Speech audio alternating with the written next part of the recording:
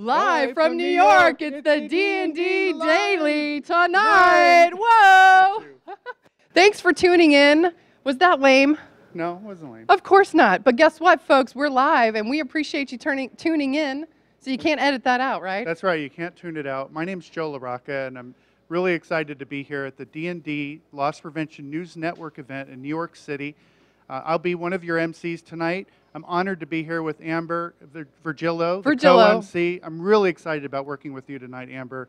I've always admired everything you've done, and I know you're going to take us through our agenda, aren't you? Yes, I am. You're going to have a blast out there. We know you didn't tune in just for my witty banter and Joe's charming smile. We're actually going to give you some value. So let's run through the agenda for tonight. All right, 2:30. ORC and retail industry with Scott Sanford, Barnes & Noble. What do you think about that? You know, I'm really excited about Scott Sanford talking today. Scott and Barnes & Noble team under Jeff Fulmer have done a really good job in the ORC world, and they have a really unique approach from many traditional retailers. While some take a very long look at how do we take down the head of the snake and really go after those multi-million-dollar investigations, Scott and the team have really developed the knock and talk tactic, which brings case to quick resolution, recovers millions of dollars for the company. It's really excited to hear a different point of view. Knock and talk. You think he's going to go into that? Can you tell us a little bit about it? You don't want to steal his thunder, do you? I don't want to steal his thunder, but I can just tell you, it's a little different. Sounds a little different, huh? Okay, so 3 o'clock, internal growth, positioning yourself for promotion. Now we know no one out there, especially if you're watching from your desk, is looking for a new job. But hey, how about a promotion? Wouldn't that be cool?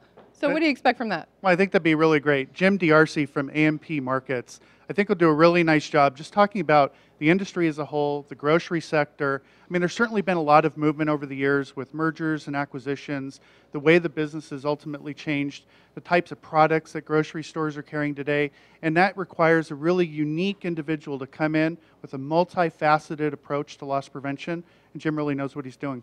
Yeah, so some in-depth look at what they can do to develop their personnel and their teams, probably. That's right. Yeah, that could be cool. Okay, where are we? 3:20. It's a mutual investment with Bob Sarenson, Director of LP for Bed Bath & Beyond. It's kind of an interesting title. What do you think? Well, okay, I'll tell you this much. Bob Sarenson is probably one of my favorite people in the industry. I think he will really hit it out of the park about whatever he's talking to. Frankly, I have no idea what the session's about. We have no idea, but we know it's going to be good. I'm really looking forward to seeing what Bob does. Bob, we're all excited for you. That's right, exactly. Whoop, whoop. Yeah. In the house for Bob. We know you're going to rule. All right. 3:45. Emerging loss prevention issues. Training is key. Lisa Lebrono, Carol Lehman from the CEO of Exotify. Sounds pretty cool. It sounds great. And, you know, look, the technology's really changed on multiple fronts. It's changed in the retail stores in terms of how we service our customer and how we ultimately do business. But I think the other part that's changing around us are the service providers and what they're doing in the business to make things quick, efficient, and blend into our operation. How do we do a good job of hiring people? How do we do a better job of training people? And ultimately, how do we make the business more efficient and do a good job in operations? Because it's really all about the people, right? That's right. And, you know, the other side of it, too, I think Lisa, as the moderator of this session, really brings a unique perspective. RELA as one of the major trade associations, and Lisa with a background in retail, a background as an attorney, but also now working across multiple industries. She's done a really nice job with the association, and she's seen a lot of service providers, retailers, the new technologies going on. I think she'll do a great job moderating. And she's an attorney. And everybody loves attorneys. That's right. You can't get enough of attorneys, right? That's right. Okay. If I say anything wrong, I might need to ask Lisa's help here. Well, we're live, so keep that in mind. Yeah, that's a problem. Hashtag Joe's legal problems. No, how about that? Hashtag Amber's personality. Not really. Don't do that. Yeah, no. 4 o'clock, North America's conversion to IP. IP, Internet Protocol. How about them apples? Well, really excited about the conversions to technology. I think that's one more step for how do we deploy on a wide level in multiple stores. You know, the days of just an alarm dinging or no view into the store and really no idea about how business is operating, those days are quickly passing. Really excited about how we bring the new technologies in play, how we connect to the bigger store systems, and how we get IT on the same page with us and blend into the operation that we can share the pipe and the network and ultimately do a really good job. Well, we're essentially getting the wrap it up sign, so we're going to throw it over to editor-chief, publisher, grand poobah of everything, Gus Downing, for the interview.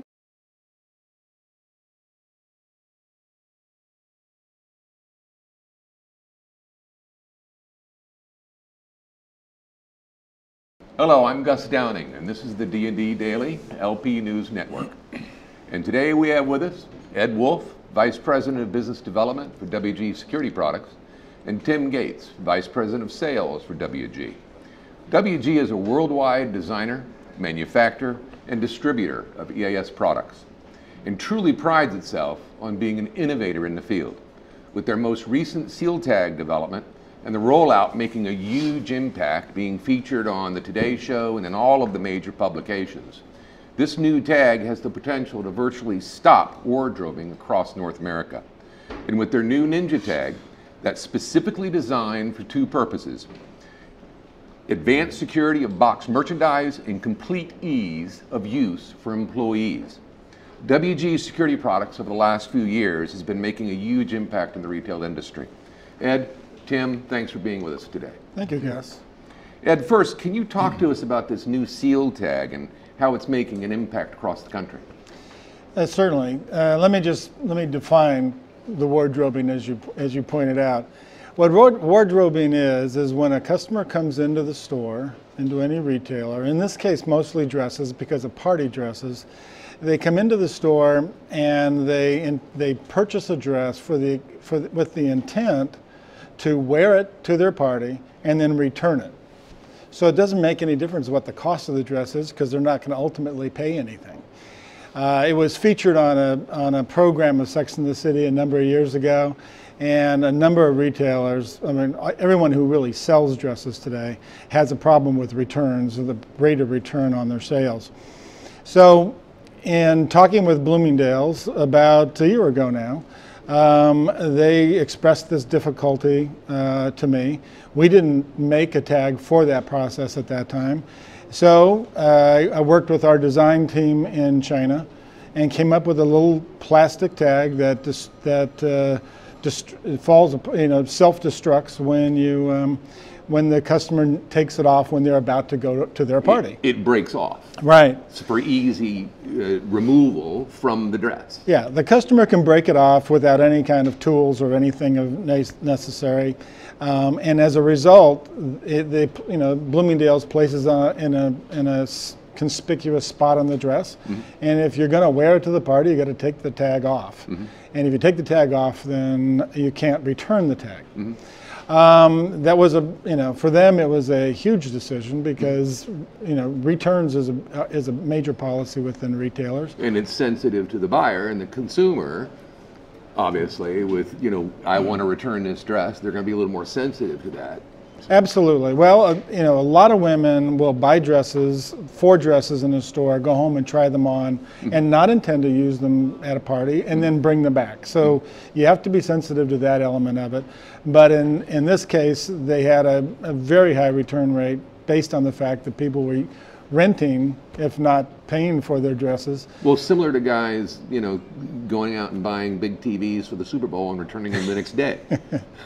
Or when I was at Home Depot buying paint sprayers, spraying the entire house and returning it, telling them that that same sort of problem. In this case, they initiated the program last May, and in the last 4 months, they've had tremendous results. Mm-hmm. They've had improved sales and reduced rate in returns. If you look at the total sales of dresses, of high-end dresses, what percentage do you think, from your subject matter expertise, is returned the next day, like let's say a year ago, 2 years ago, after the consumer wears it and she returns it the next day? Can you give me a ballpark percentage? Well, in certain circumstances, depending upon the cost of the dress, it can be as high as 50%. So 50% of your dresses can be returned within a week after the person wears it to an occasion. That's correct. And this tag eliminates that. That's correct. Which increases sales. Yes. Long term. Decreasing returns is a direct debit on sales. So. Well, because then they have to buy it. Right. Okay. And it's gotten some unbelievable press around the country. It's become very effective, and we are getting all sorts of inquiries from other retailers now. Good luck with it. Thank you. Good luck with it. And Tim, being a subject matter expert in the hard tag world, you know, WG just released the Ninja tag. That's correct. Can you tell us a little bit about it? Sure. You know, I may be new to WG, but this solution for protecting high-value box merchandise, I've been involved since the early 90s, mid to early 90s, with the inception of this. So I've seen the evolution of this type of solution over the years. Number one, it has a proven ROI for the retailer. Some of the facts are with the product, because back in the early 90s, retailers came to us and said, give us a solution so we can openly merchandise our high-end box products. So that's how this whole product line came about. Some of the facts of it are, though, it's a retail-applied, retail-removed solution. Okay, so it adds cost, it adds operational issues, and it adds merchandising issues, the traditional products. The exciting thing about the Ninja Tag, it answers all of those questions. So you have a product that's given a proven ROI over the years, but with this type of product, you have application in the stockroom or on the floor. You've got removal at the register. You have training issues with the high turnover of associates on the retail floor. There is a constant issue with labor and retraining issues. And you have merchandise flexibility. With traditional cable products, you can't protect every type of box product. Okay, so the Ninja Tag is by far the best innovation I've seen in the industry. And it eliminates all those wires that go around. It eliminates all the time wires. it takes to put it together and remove it and so on. Exactly. It is a multi-alarm, wireless, cableless solution for high-value box merchandise. So it is easier to use. It is easier to apply, easier to remove, easier to store. You have storage issues at the register. You don't have the cables in the boxes. It takes up less space, and easier to take into the back room and recycle the product. So it by far is the best innovation I've seen in 16 years in this product category. And what it does, it makes a better shopping experience for the consumer. Certainly. And it provides a quicker ROI for the retailer. Well, there you go. Good luck with the product. Thank you. Ed, you know, lastly, can you give us a short, brief history or identification of WG security products, and talk to us about anything that's new coming to the market? Well, we've got a number of new solutions coming this year in 2014. Two in particular.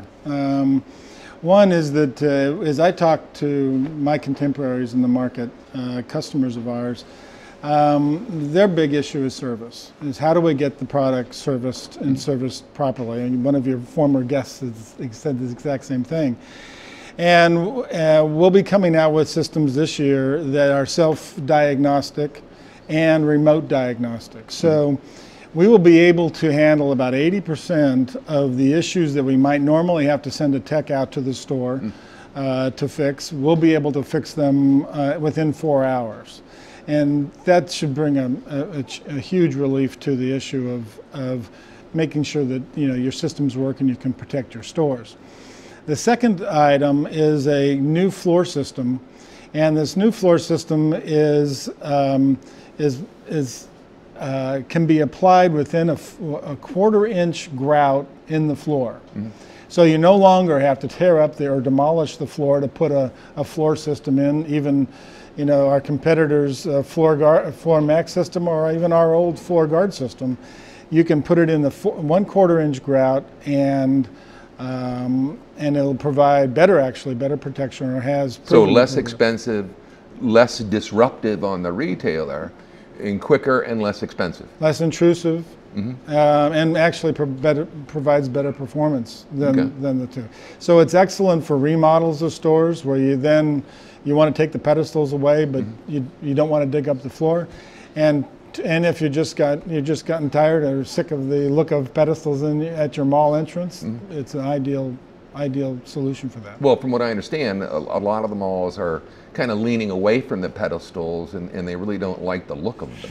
Well, actually, they're leaning pretty hard away from it. We've gotten a number of major mall companies that have said that they don't want pedestals in any of them, whether the first or second floor or anything. Okay. Well, thank you. Welcome. And good luck with your products, gentlemen. Thank you. That's it for this episode of the LP News Network, and I want to thank you for watching. And like I always like to say, let's keep them safe out there. Whoa, WG Ninja Tag. How cool is that? Joe, why don't you tell them why we're here? Well, pretty cool. My name's Joe LaRocca, and this is our co-MC, Amber Virgillo. We're live in New York City at the Loss Prevention News Network event. This coincides with the National Retail Federation Conference, which is just down the street. We're really excited to be here. We've got an entire day packed full of education sessions. And earlier in the segment, we talked a little bit about the first part of the agenda. Amber, why don't you tell them what's on store for the back part of the day? Yes, because we're live. Don't know if you guys know that, but we appreciate you watching because we're making LP industry history here, right? First ever. That's right. And with Amber's glowing personality and my half smile, we're all good? We make a complete smile, don't we? We do. Knuckles to the smile. Hey, I had the black microphone. I know, we switched. We swapped it. Viewers, do you care? Hashtag change up the mics. Hey, Amber, we're a little off track, but hey, let's take a look at the schedule. 4:15, taking an AP team and program to not the same level. We're talking about the next level, huh, Joe? What do you expect from that? Well, look, especially in stores where you have dozens or even hundreds of loss prevention team members, let's call it what it is. There's a third of the people out there that are the future leaders, so the people that in 10 or 20 years from now will be the directors, VPs, and running large organizations. And we need to find those nuggets in the rough right now and spend the time with them to make them quality leaders down the road. There's another third of people that are going to get the job done for you every single day. They love where they are. They're happy. They love the company. They're not going to move. And face it, there's a third out there that we're constantly evaluating. How do we make people better? How do we find the next home for people that aren't performing? And really understanding what drives people, what makes people better, and then hopefully accomplish the business needs, but also give them their dreams. Yeah, so that's going to be with Jim Conley, Senior VP of Asset Protection for Burlington Coat Factory. Looking forward to that. Yeah, and Jim's done a really nice job. As many people know, Burlington Coat Factory has really been through a transformational process. Hired a lot of people in a short amount of time. Hired a lot of people. He's brought people in from all over the country. And when you start up an LP program and then you bring a lot of new personalities into the mix, it can be a difficult act to juggle, and he's done a really nice job with it. More like a salad bowl instead of a melting pot, huh? Or when you throw two moderators in front of a camera in New York. It's like nonstop talking. Kinda nonstop fun, really, I'd like to say. Yeah, of nonstop excitement, because we're live. I don't know if I mentioned that. Did you know that dinner's in 2 hours, 43 minutes, and 19 seconds? Oh, I got the countdown clock. There we go. Yum. Okay, so looking at 4:45, the impact of information technology monitoring on employee theft and productivity. Uh-oh. We know this is a really exciting one. In the morning in the first sessions, we're going to hear a lot about technology and how things are evolving. And now we really put all of those tools to use, but we turn them on the inside, and how do we get better at identifying where internal theft exists?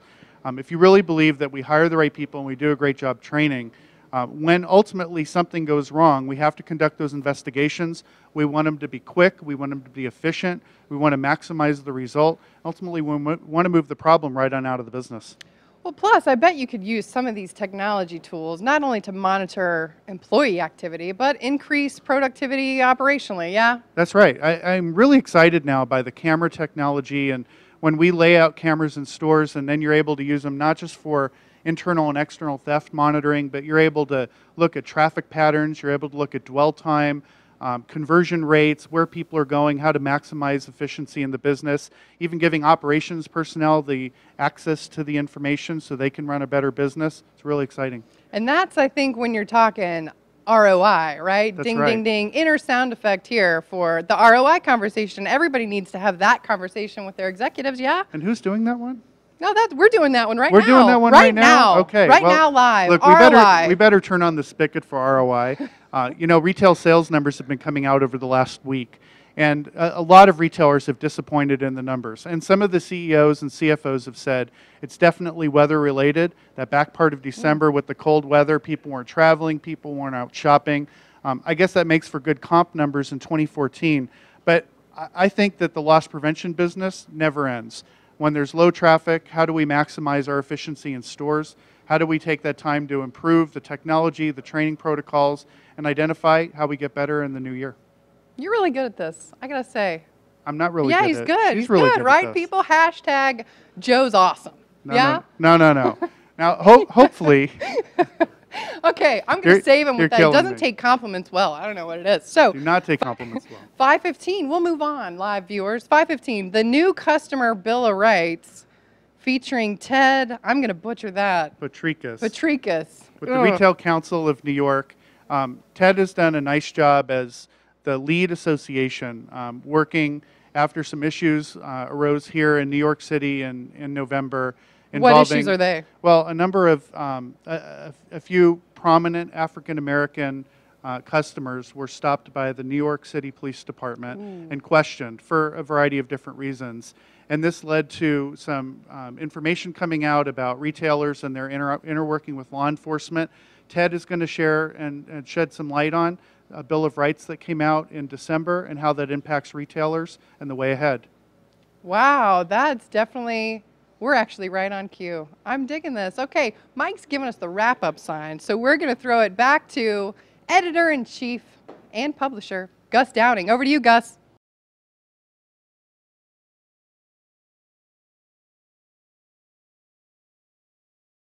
Hello, I'm Gus Downing, the publisher and editor of the D&D Daily, and this is the LP News Network. And today we have with us Scott Sanford, the Director of Investigations and Training at Barnes & Noble, and also an industry subject matter expert in organized retail crime. Scott's been very involved in the national effort for many years and even helped develop a software program, the ORC Workbench, that helps identify potential online sellers of stolen merchandise. He's spoken at numerous trade shows, industry ORC conferences, and has an absolute unique gift and ability to resolve ORC cases. And we wanted to spend a few minutes with him and get his thoughts about where the industry is going, how we're making progress at fighting this North American epidemic. Thanks, Scott, for being with us today. Welcome, Gus. Scott, first, I'd like to ask you, if you look at ORC from an industry perspective, how big is it? You know, is it growing? And if it is, what do you think the primary reasons for the growth is? Well, you know, it's tough to really put a dollar figure on it, Gus. I know there's a figure that's floated around for years, and certainly it's in the billions, but that's a moving target, and it's forever changing. But certainly it's very big. The primary reasons for ORC and the continued growth, and yes, it is growing, I think starts with number one, what we've seen anyhow, is the drug epidemic in the country. Mm-hmm. You know, a lot of what we deal with are drug addicts, primarily meth and heroin addictions, which drives it fuels the theft in retail stores. You know, retail theft is a nonviolent crime, and you know, unfortunately, the punishment doesn't necessarily fit the crime. Okay. Something else we've seen over the last 5-6 years, when the recession hit, and it hit hard, there was a lot of people that were displaced. People that were not your typical shoplifter. You know, they may have been an opportunist that periodically stole every once in a while, not too often, but they panicked when they lost their jobs. And they perhaps had an online account with an online auction house. And they found an opportunity to augment their income and help pay the bills. And for many, what we learned, because we've taken out hundreds of them, is that it became a very lucrative deal. I mean, it's probably one of the easier ways to become instantly wealthy. So that they can then take that merchandise, sell it online, and create a cash flow, an income. Create a cash flow, an income, and the ease and anonymity that comes with that, Gus. It's not the person that would typically steal from stores and then sell it out of the trunk of their vehicle or at a flea market. It takes a little more work. But to sell it online from your house, that's a completely different story. And the out of the trunk is really the old school method. Yes. And now with the internet proliferation and such, it's much easier for them to sell it anywhere around the world. Exactly. Okay. Yeah. So you've got a worldwide customer base, in fact. So in some of what they sell, they make pretty good margin on that as well.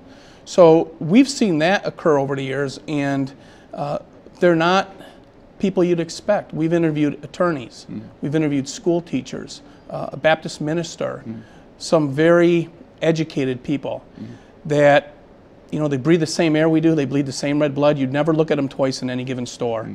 And, I like to think that we've got pretty good awareness in our stores. I probably wouldn't look at these people twice. Some of them are very good at what they do, Gus. But they figured out a method Yeah. to get the merchandise out of the store, go home, sell it online, or sell it at the flea markets. In that we've seen a significant increase over the last 5, 6, 7 years, correct? Exactly, yeah. So what we've done is we've categorized our shoplifting base as far as the organized retail crime events go. One of two ways. It's either your addict or your more clever Quasi-professional. But they didn't come from that school. Sure. They were unearthed during the recession, and we've seen a lot of that. And by the way, a lot of these folks that we interview, they're hitting multiple retailers for millions of dollars, by the way. Well, and some of that, from our own experience publishing the Daily, we've seen the drug cartels in Mexico involved. We've seen the organized crime groups from Russia and Eastern Europe involved here in the States. Sure. So it's basically a gambit of then 3 groups: the drug addiction folks, Yes. the professionals that were displaced in the recession, and then we have the professionals, which are really the drug cartels, organized gangs, and so on. You're correct in that statement, yes. Okay. Absolutely. So, But in addition to that, there's other drivers of organized retail crime. Let's look at the crime itself and the punishment. We've interviewed people that have 10, 15, 20 or more shoplifting convictions under their belt, yet they've never been tried as a habitual. And many of these shoplifting events are considered misdemeanor events. They've never been charged as a felon either. You look what's happened over the years. A lot of states have actually tried to raise the felony threshold. In fact, I think that's occurring in Florida right now. They're considering raising the felony threshold from $300 to perhaps $600. And there's a lot of flexing between states on that figure right now. But if I'm a bad guy and I want to steal $500 of merchandise and that falls under the felony threshold, I can do that all day long. well, that has to do with a lot of the states being broke. Exactly. So they're trying to raise it so they don't have to spend as much money in the judicial system. Absolutely. Right. And we interview these folks. We talk to them and find out some of them, first time they're caught shoplifting, they may have stolen 200, 300 times before they finally get caught. Right. And then they get that slap on the wrist. There's really no deterrent to not doing it again. That's kind of comes with the turf, and they just wise up from that point. In fact, Right. I think there's some statistics floating around out there from, I believe it may have been the National Retail Security Survey years ago, that said that accepted figure was 48 times before they're caught the first time. And I think that the second time after that is 200 times. So the first time somebody's caught, they're on their 48th time incident. Yes, incident, yes. And the second grouping is 200th Yes. incident. But again, I've interviewed people that have done it 2,000, 3,000 times and never been caught. Jeez. And again, this is with multiple retailers. They've gone on for years. But again, you have to look at these folks, and they don't telegraph their activity as well as some. So it really does take a heightened awareness within your retail group. Now, if you look at the retailer's response to ORC over, let's say, the last 5 years, how would you characterize it? I mean, what have we done over the last 5 years to fight this problem as an industry? Well, clearly the industry's evolved, Gus. There have been a change in the way departments are organizing themselves now. There are some departments that have literally went and carved out sub-departments that handle ORC solely, while as other departments have, taken 2 or 3 people and have them babysit, for lack of a better term, the organized retail crime efforts within the organization. Some other departments haven't addressed it at all. But overall, I think there's been clearly a heightened awareness. The industry spoke, and you go to any trade show event nowadays, and on the docket you see the breakout sessions are dominated by ORC presentations. Yeah, whereas 5 years ago they weren't. Yeah, exactly. And we have seen a few hundred jobs created as a result of this. Absolutely. Regretfully, but nonetheless a necessity. Absolutely. Okay. Now, we now have over 30 different ORC associations around the country, and they really have been growing over the last few years. How effective have they been, and how can we improve our performance as an industry and as individual retailers? And for those of you that don't know what an ORC association is, it's a group in a particular market in a city where the public law enforcement community, the police officers and federal folks get together with the retailers, form an association to fight this problem, to work together to solve the issue. So that's an association. I apologize, Scott. That's okay. But there's 30 associations now around the country. How effective have they been, and what can we do to make them better? Well, first, the ORCAs have definitely been a success, bridging the gap between law enforcement, the district attorney's office, and retail loss prevention, retail in general. They've been a huge success. And I'd like to take a moment. I'd like to thank my peers in this industry. Look at George Torres from CVS, Kevin Plant, many folks from Target, and other retailers that have taken the forefront in working with law enforcement partners to develop these ORCAs. That's not an easy job, and they do this on top of their regular day job. So I'd like to pay tribute to all those fine folks that have done that.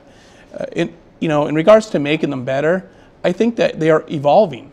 I remember going to some of the first ORCA events years ago, and at that time, some of the law enforcement personnel that were at those events were skeptical, but it grew. I think it's as were some of the loss prevention executives.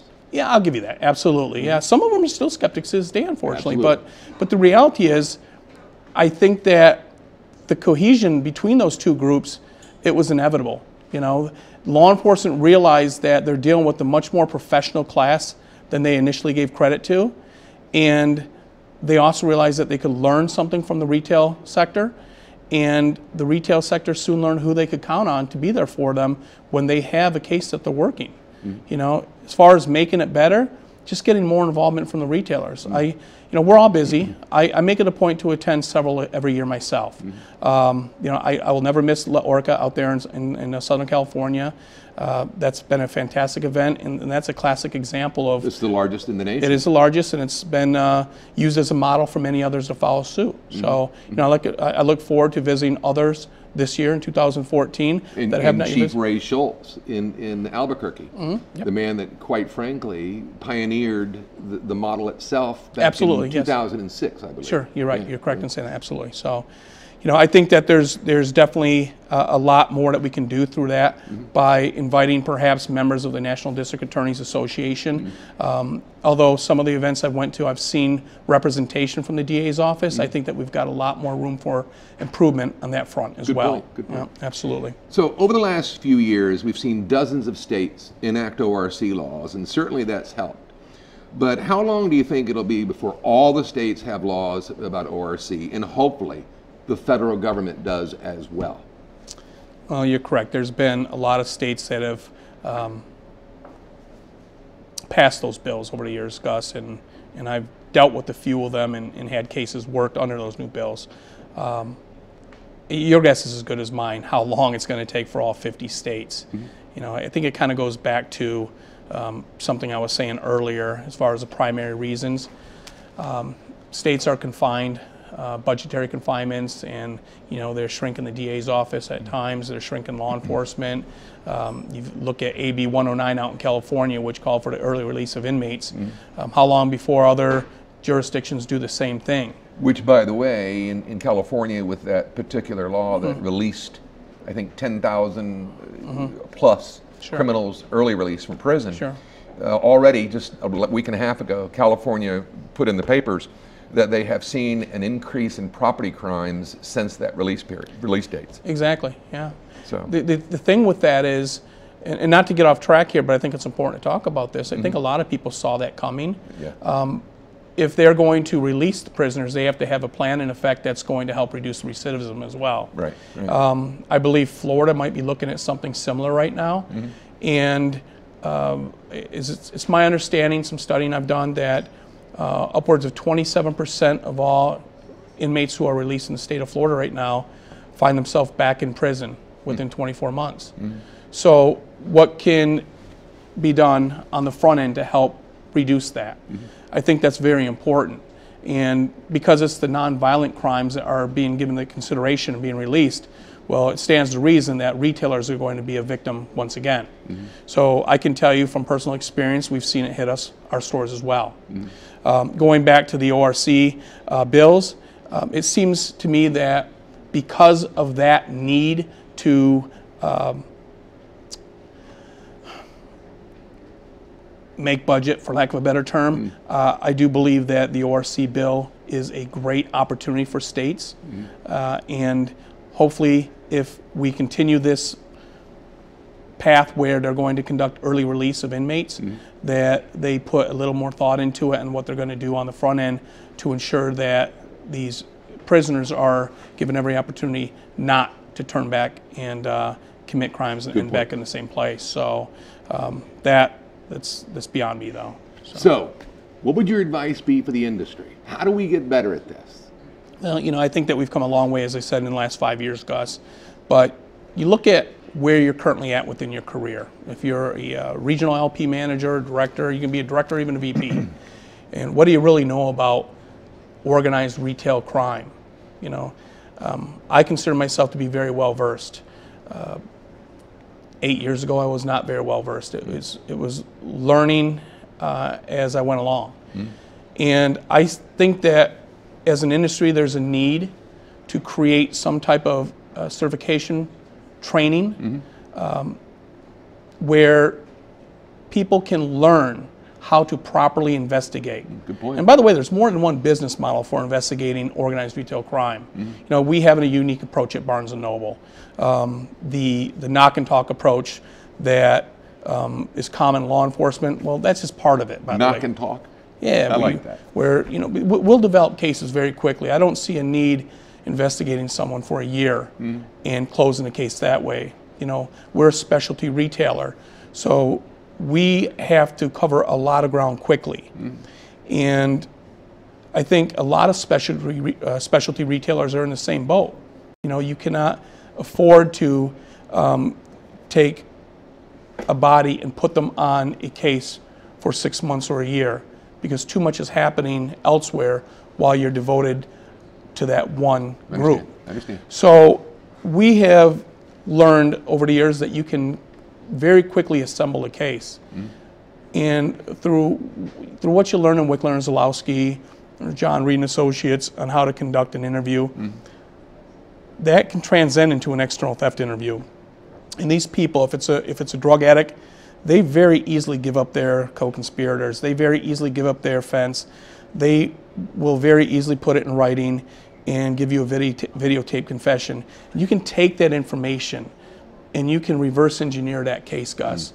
So when they tell you that they've stolen $500,000 in the last 2 years from these 12 stores, and this is where they sold it, and this is who they acted in collusion with, and everything else, well, you've got those inventory records that can corroborate that statement. Sure. And you package it all together and you build a world-class narrative on that and you present that to law enforcement. We've been highly successful prosecuting these cases. Well, which means, gets back to your comment about the certification potential for ORC investigation. Exactly. Now, there are times that we'll take and investigate the traditional method that a lot of retailers use this day as well. So what can retailers do? Be open to other investigative approaches. There you go. I also think that collaborating with other retailers. Understood. You know, and one big thing I think that we as an industry can do is we can try to continue to push the online auction houses. You know, eBay has set a fantastic example that other online auction houses have to, or should rather, follow. You know, I remember back in the day, all the negative press eBay was getting, but we eventually, you know, worked through that, and now they are a great partner with retail, and without their assistance, we would not have closed nearly the number of cases that we've closed. So, you know, a lot of good things have come from all this. Thanks, Scott. You're very welcome. Well, that's it for this episode of the LP News Network. I'd like to thank you for watching. And like I always like to say, let's keep them safe out there. And I'll turn it over to Amber and Joe. We're back live from New York City. It's the D&D Daily. Joe and I are joined with a very special guest, Bob Sarenson. He heard us talking smack about a session coming up, and he said, wait a minute. Joe, over to you. Well, Bob, Amber had a question for you to start. It's very important because all of our viewers wanted to know, hashtag live in New York, D&D Daily, we want to know. It's a little long, but you get it. What, if we had to turn your iPod on right now, what would it be playing? iPod? Wait, hold on a minute. Who is an iPod? iPhone. It's iPhone. iPhone. You know what? I'll take this from here. Okay, go ahead. Okay. Joe, go ahead. Bob, thank you for joining us. And as the Director of LP with Bed Bath & Beyond, tell us a little bit about your role. Yeah, sure. Right now, I am overseeing the e-com facilities, as well as overseeing the Bye Bye Baby stores, the Harmon stores, and some aspects of the Bed Bath & Beyond stores. So we're really trying to, get a little bit more updated in regards to reporting structures and all that stuff from a field perspective, and I think it's going really well. I think I'm enjoying myself very much so. Jim O'Connor's been a great leader for us and really has been spectacular, and listening to the ideas, thoughts and ideas I have to bring the company. And then I have great partners in Bill Nichols and Brian Brodus as well. They've been great partners and helped me understand the culture and the nature of Bed Bath & Beyond. So it's been a lot of fun. That's awesome. Bob, I have to confess, I've known you for a number of years, so I'm going to confess right on camera. Earlier when... Get a tight shot on this guy. The sweats. When we were talking earlier and we were talking about sessions... What's your title? Let's take a look at it. It's a mutual it's investment. It's a little cryptic, to be honest, Bob. I had no idea what you were talking about. So give us just the elevator pitch. What are you talking about? Sure. The reality is there has to be investment on both sides. There's got to be an investment from the employer side and investment on the employee side for how they're going to develop themselves throughout the company and to be a better professional for that organization. That's awesome. This is Bob Sarenson with Bed Bath & Beyond. And I'm really excited. I think Scott Sanford with Barnes & Noble, the session you just watched, Scott did a really nice job talking about the major categories of organized retail crime that we're seeing, especially as it ties to drugs. Amber, I think over the He throws it to me. That's weird. Is that weird? He throws it to me after drugs. I don't even understand that. But hey, we'll roll with it. Well, over the past couple of years, law enforcement and retailers have been saying more and more of these organized retail crime cases are connected to drug activity. And Bob, I guess I should ask you, in the organized retail crime world, drugs. No drugs. Just I'm joking. I'm joking. It's no big deal. We're seeing this issue about. I did have a stint at Duane Reade, so I'm very familiar with. That's what we were talking about. What were you talking about? That is actually a big deal for what they're going in for, OxyContin, oxycodone. That's right. So it's really something that from that perspective, from the pharmacy perspective, it's a real opportunity there, as well as opportunities in the big box stores such as Walmart and Target and obviously they're making their way up. When they're making their way up 95, we know they're going to stop all along the way, whether it's the Bed Bath & Beyonds or any other retailer out there. So it's very serious. We're certainly not making light of ORC. Not here, not today. That's right. And that corridor, the I-95 corridor from Florida to New York, these retailers are just getting hammered constantly. And Bob, tell us a little bit about, you mentioned a number of people on your team. I think I've met most of them across the country, and they're fabulous to work with. Tell me a little bit about how this mutual respect, how do you drive that into the store management culture? Yeah, I think one of the things that is important is, understanding each other's roles.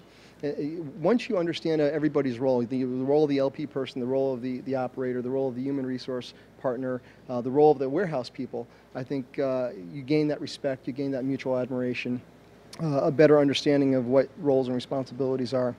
And then, again, as I'll talk about in my session, it's how you leverage those relationships that you're going to be building in the field to help you within that organization or maybe even another organization down the road. He's still selling his session, folks. I think it's going to be pretty good. But the biggest thing is we have an off-camera question, and the viewers want to know. I mean, this is just straight hot off the press here. If you were going to go on vacation with Gus Downing, where would you guys go? Do I have to go on vacation with Gus Downing? I hear he likes the tropics. What do you think? I think you might be right. I know what my choice would be. My choice would be Marathon, Florida, but I don't know. A shout out to Marathon, Florida. That's funny. That's where the question came in from. Do you know someone in Marathon, Florida? I do not. Come on, just say it. Just say it. Just say it. Hi, Mom. Hi, Mom. Hi, Mom in Marathon, Florida. Thanks for tuning in live. We're live, D&D Daily here in NYC, the greatest city of all. Joe, what do you have to say about that? Well, you know, Bob, since Amber's asking you off-camera questions, I think I'm going to throw one in too. Jonathan Quick, goalie for the Los Angeles Kings hockey team. Who doesn't know who Jonathan Quick is? Hands up out there.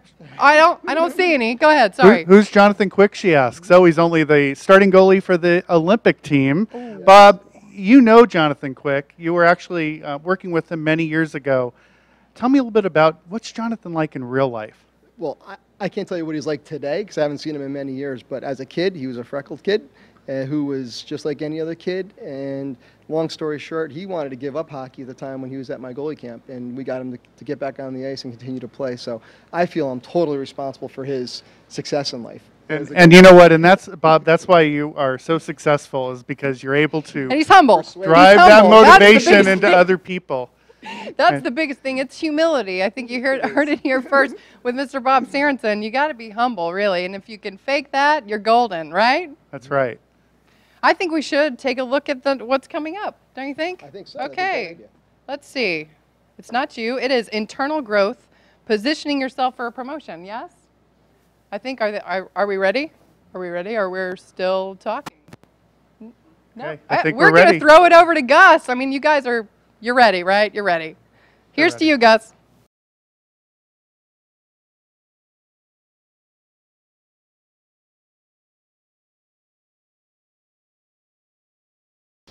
Hello, I'm Gus Downing, publisher and editor of the D&D Daily, and this is the LP News Network.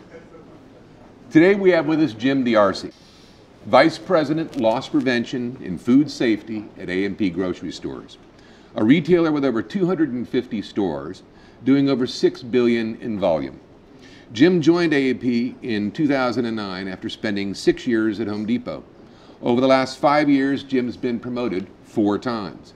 We thought it would be a great opportunity to sit down with him and talk about how he positioned himself for growth and internal promotion. As all of us obviously want to be successful, one of the keys is positioning yourself. And with his success, we wanted to share it with you. With that, I'd like to thank you for being with us today, Thanks, Jim. Gus. Nice to see you. You too. First, we'd like to congratulate you on your success at A&P. Thank you. And would love to know how you did it. But let's first look at one of the comments you made to me in a recent email about embracing the company culture. Eat, sleep, and breathe the company culture. Can you explain that and give us some examples, which include your playing Santa Claus on an executive holiday bus tour? And yes, I wasn't going to let you out of that one. I had to bring that one up. I figured you wouldn't. Absolutely. Yeah, so corporate culture is heavy-duty stuff, right? And organizations spend a lot of time and effort creating corporate culture. So for me, being promotable is about living that brand, right?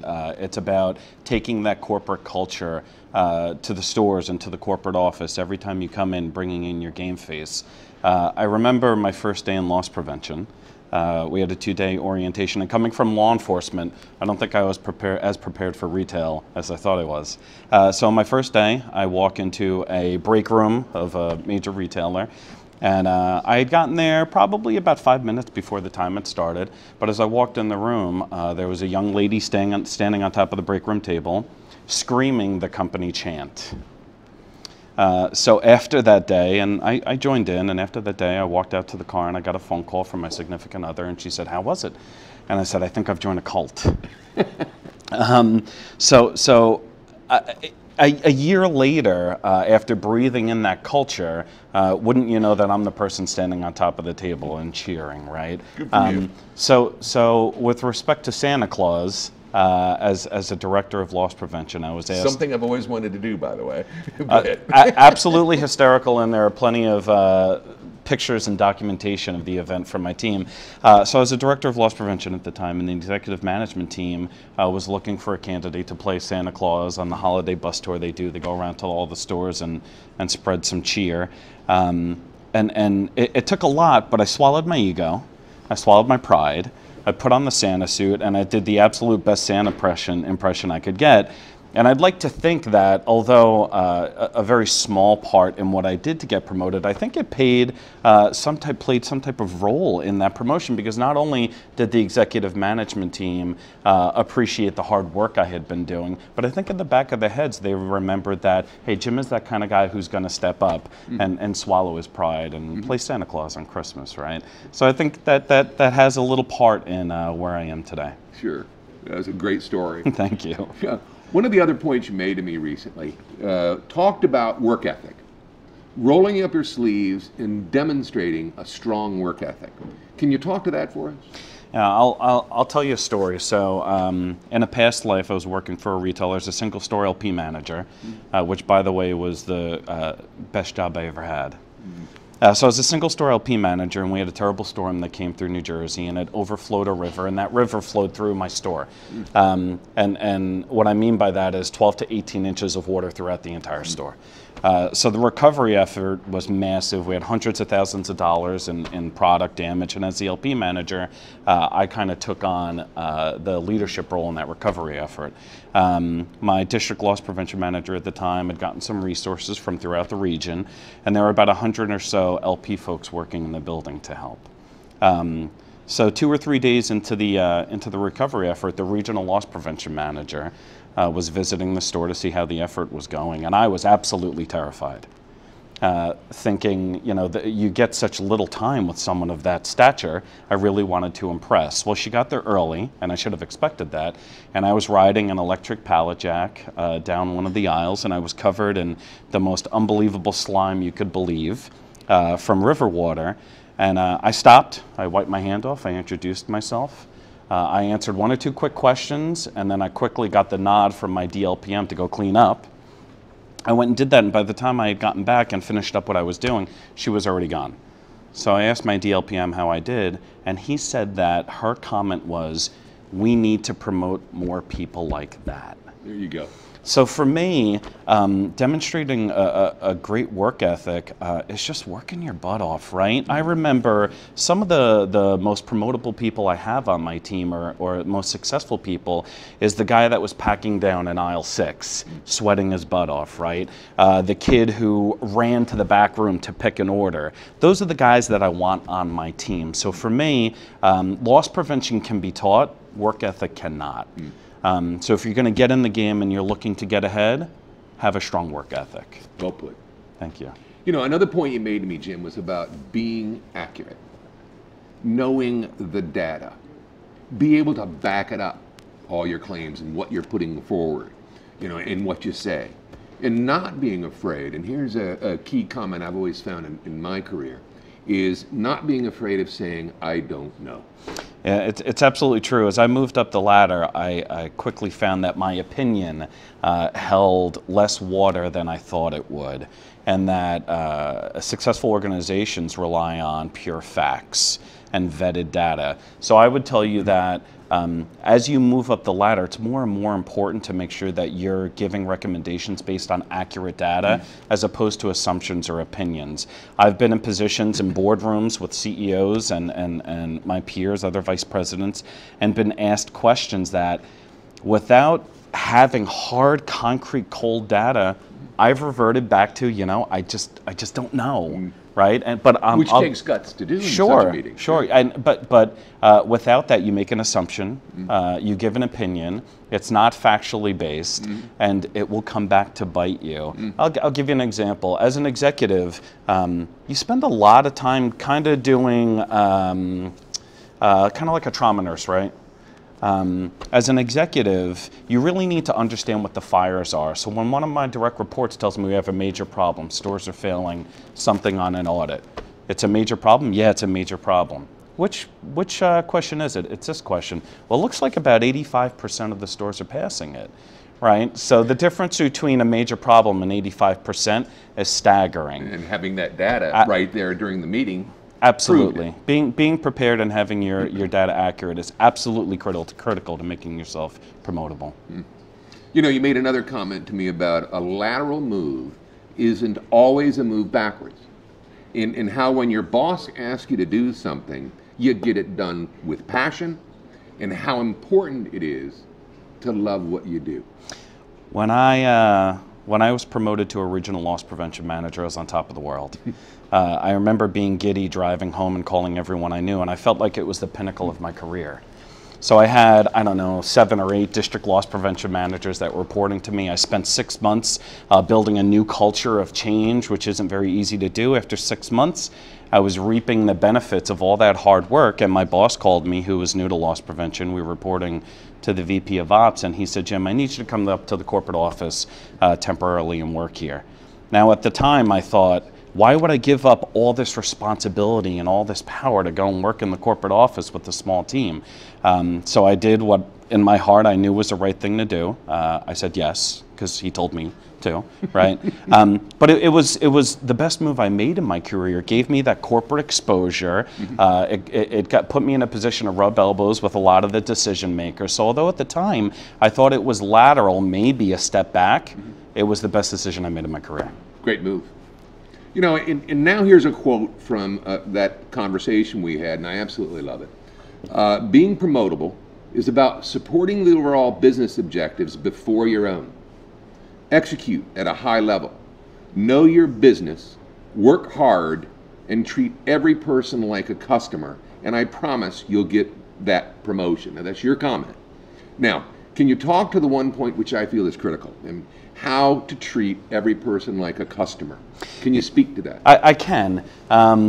I remember when I first got to the corporate office with 350 stores of responsibility, I was panicked about getting the most upper tier, most important items done every day.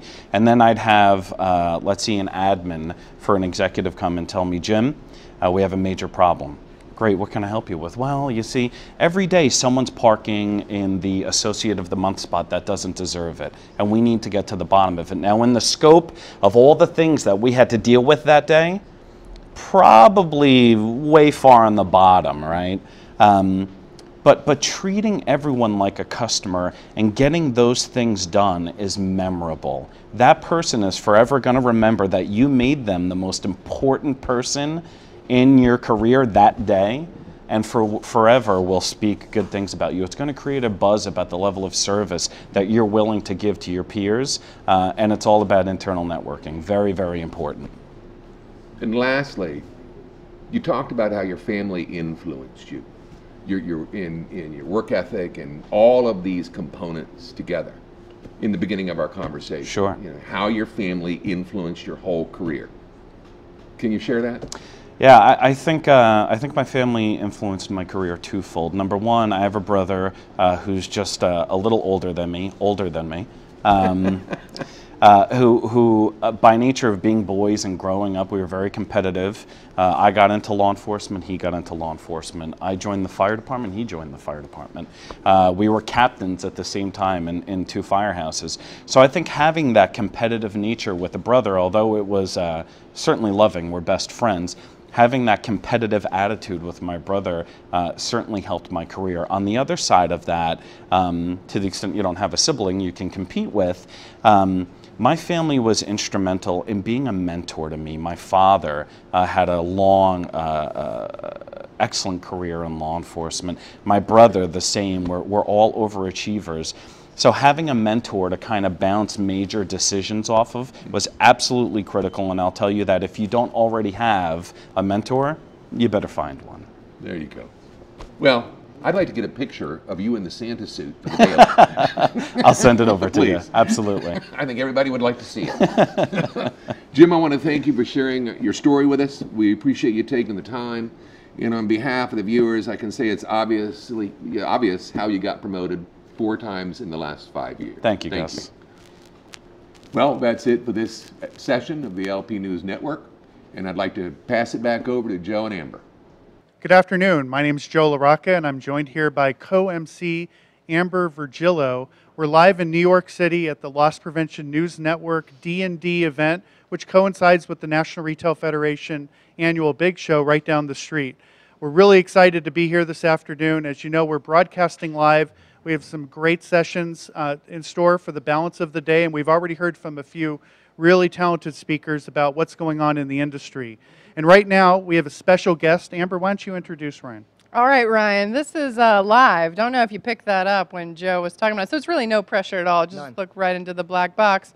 So since we've got you on the hot seat, this is Ryan Bouse, Asset Protection and Operations Manager. Did I get that right? You did.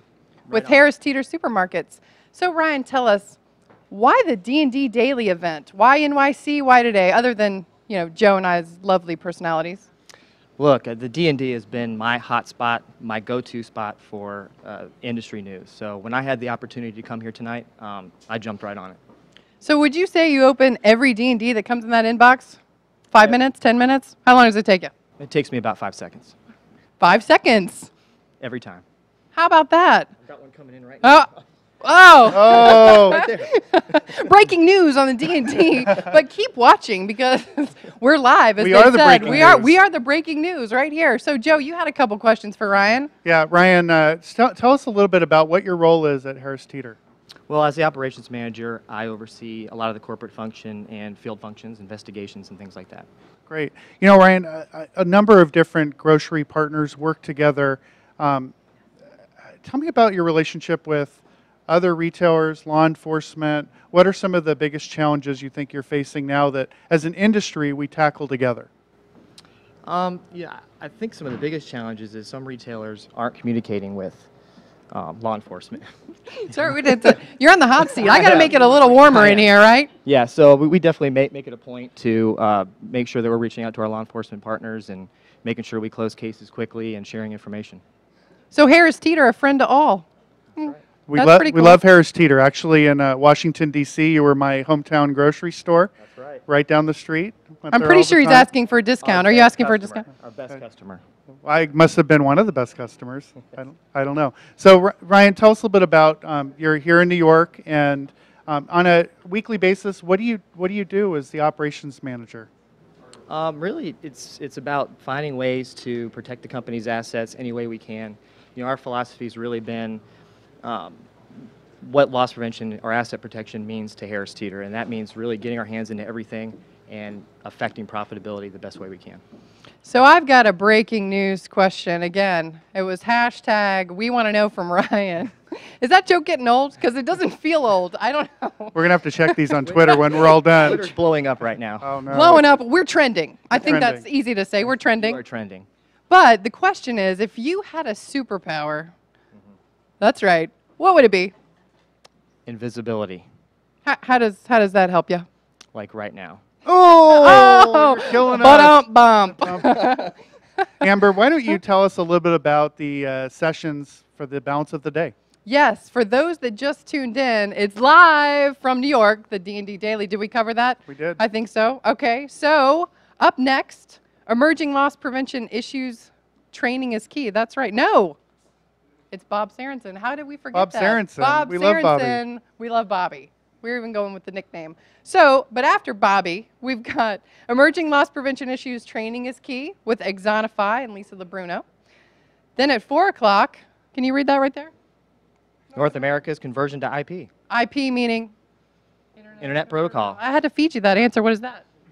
I'm not an IT guy, but I'm sure it has We something are to do live. with It's a being lot online. of pressure standing up Oh, it is the hot seat, It is folks. really the hot If seat. you're hating it out there, come on over. We'll put you in the hot Yeah, seat. come on, See you how can you stand do. right here with us. That's Come right, on. the hot seat. It's no joke.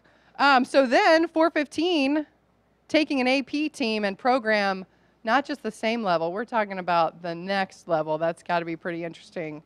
So then 4:45, the impact of information technology monitoring on employee theft and productivity. Everybody's favorite. Yeah? That's right. How are we doing so far? We're doing great. Mediocre. Mediocre. Awesome. Oh, no. Awesome event. You know what, Amber, I'll tell you what I'm most excited about. Let's is hear it. Working with you. Oh, here we go. Because, Hashtag Amber's compliments. Amber's compliments. And you have lipstick in your teeth. Ah, I'm just he's kidding. killing me with the lipstick on my teeth comments. So, you know, it's really exciting to be here in New York live. Live. Too many times. Too many. You can never. Working on History. really history. History. We are setting, this has never been done before. History. We have History. a really incredible group of retailers, service providers, all connected to the Loss Prevention News Network and the D&D. And I know Gus isn't one for compliments, but I'll say We this shout now. out. A big shout out Big to shout Gus. out. Nobody else has done this before, not live. And Certainly. the fact that we're surrounded by some really great friends and really big supporters here. We have a very nice dinner in store for a group here in New York City. So mark this on your calendar. Next year, during the NRF's big show in New York City on Monday night, Downing and Downing hosts their annual dinner. We'd love to see you here next year if you're watching on the internet. Put it on your calendar. All right. What are we up? Are we up, Mike? Or we're 2 more minutes. So we're just going to, this is what they call in the biz, draw it out. Keep talking. It's no big deal. No big deal at all. So Ryan, come in here for the real thing. No, actually, you know what? Let me, so I haven't been on the internet in about an hour now. So let me just say that I think there's really 2 big issues that a lot of people are talking about right now. Of course, one is the breach at Target that was announced back in December, just prior to the holidays, and then obviously on Friday, Neiman Marcus followed up and announced a breach as well. And I think that retailers across the country are asking the question, who's next on the list? Reuters broke over the weekend there were 3 additional retailers that were the victim of a cyber attack and a data breach. Those weren't released as of an hour ago. You never know when things change. But I think, and you hear a lot of so what buzz can in they the do, industry. right? I mean, not all bad news here at D&D, right? What can they do? Yeah. What can retailers do, Joe? Well, What do you think? I think Greg Steinhoffel went on this morning and did a really nice job with Target talking about why did they wait 4 days to break the news to the public and what sort of prep went into securing the systems and protecting customers. The next day, really identifying how do they plan and notify law enforcement and get all the pieces working. That 3rd day to prep on the information release, and then the 4th day when they released it, ultimately hammered by calls and emails and obvious concerns by the media. In the Neiman's case, they released it. It went public over the weekend, and now more retailers to follow. But this is a really good time, just that reminder of how important it is to work closely with your IT department, the operations team, the PR team. And I think we're just about ready for our next segment. Yeah, about to wrap it up. All right, we're going to toss it back over to D&D Daily editor and publisher, Gus Downing. Over to you, Gus.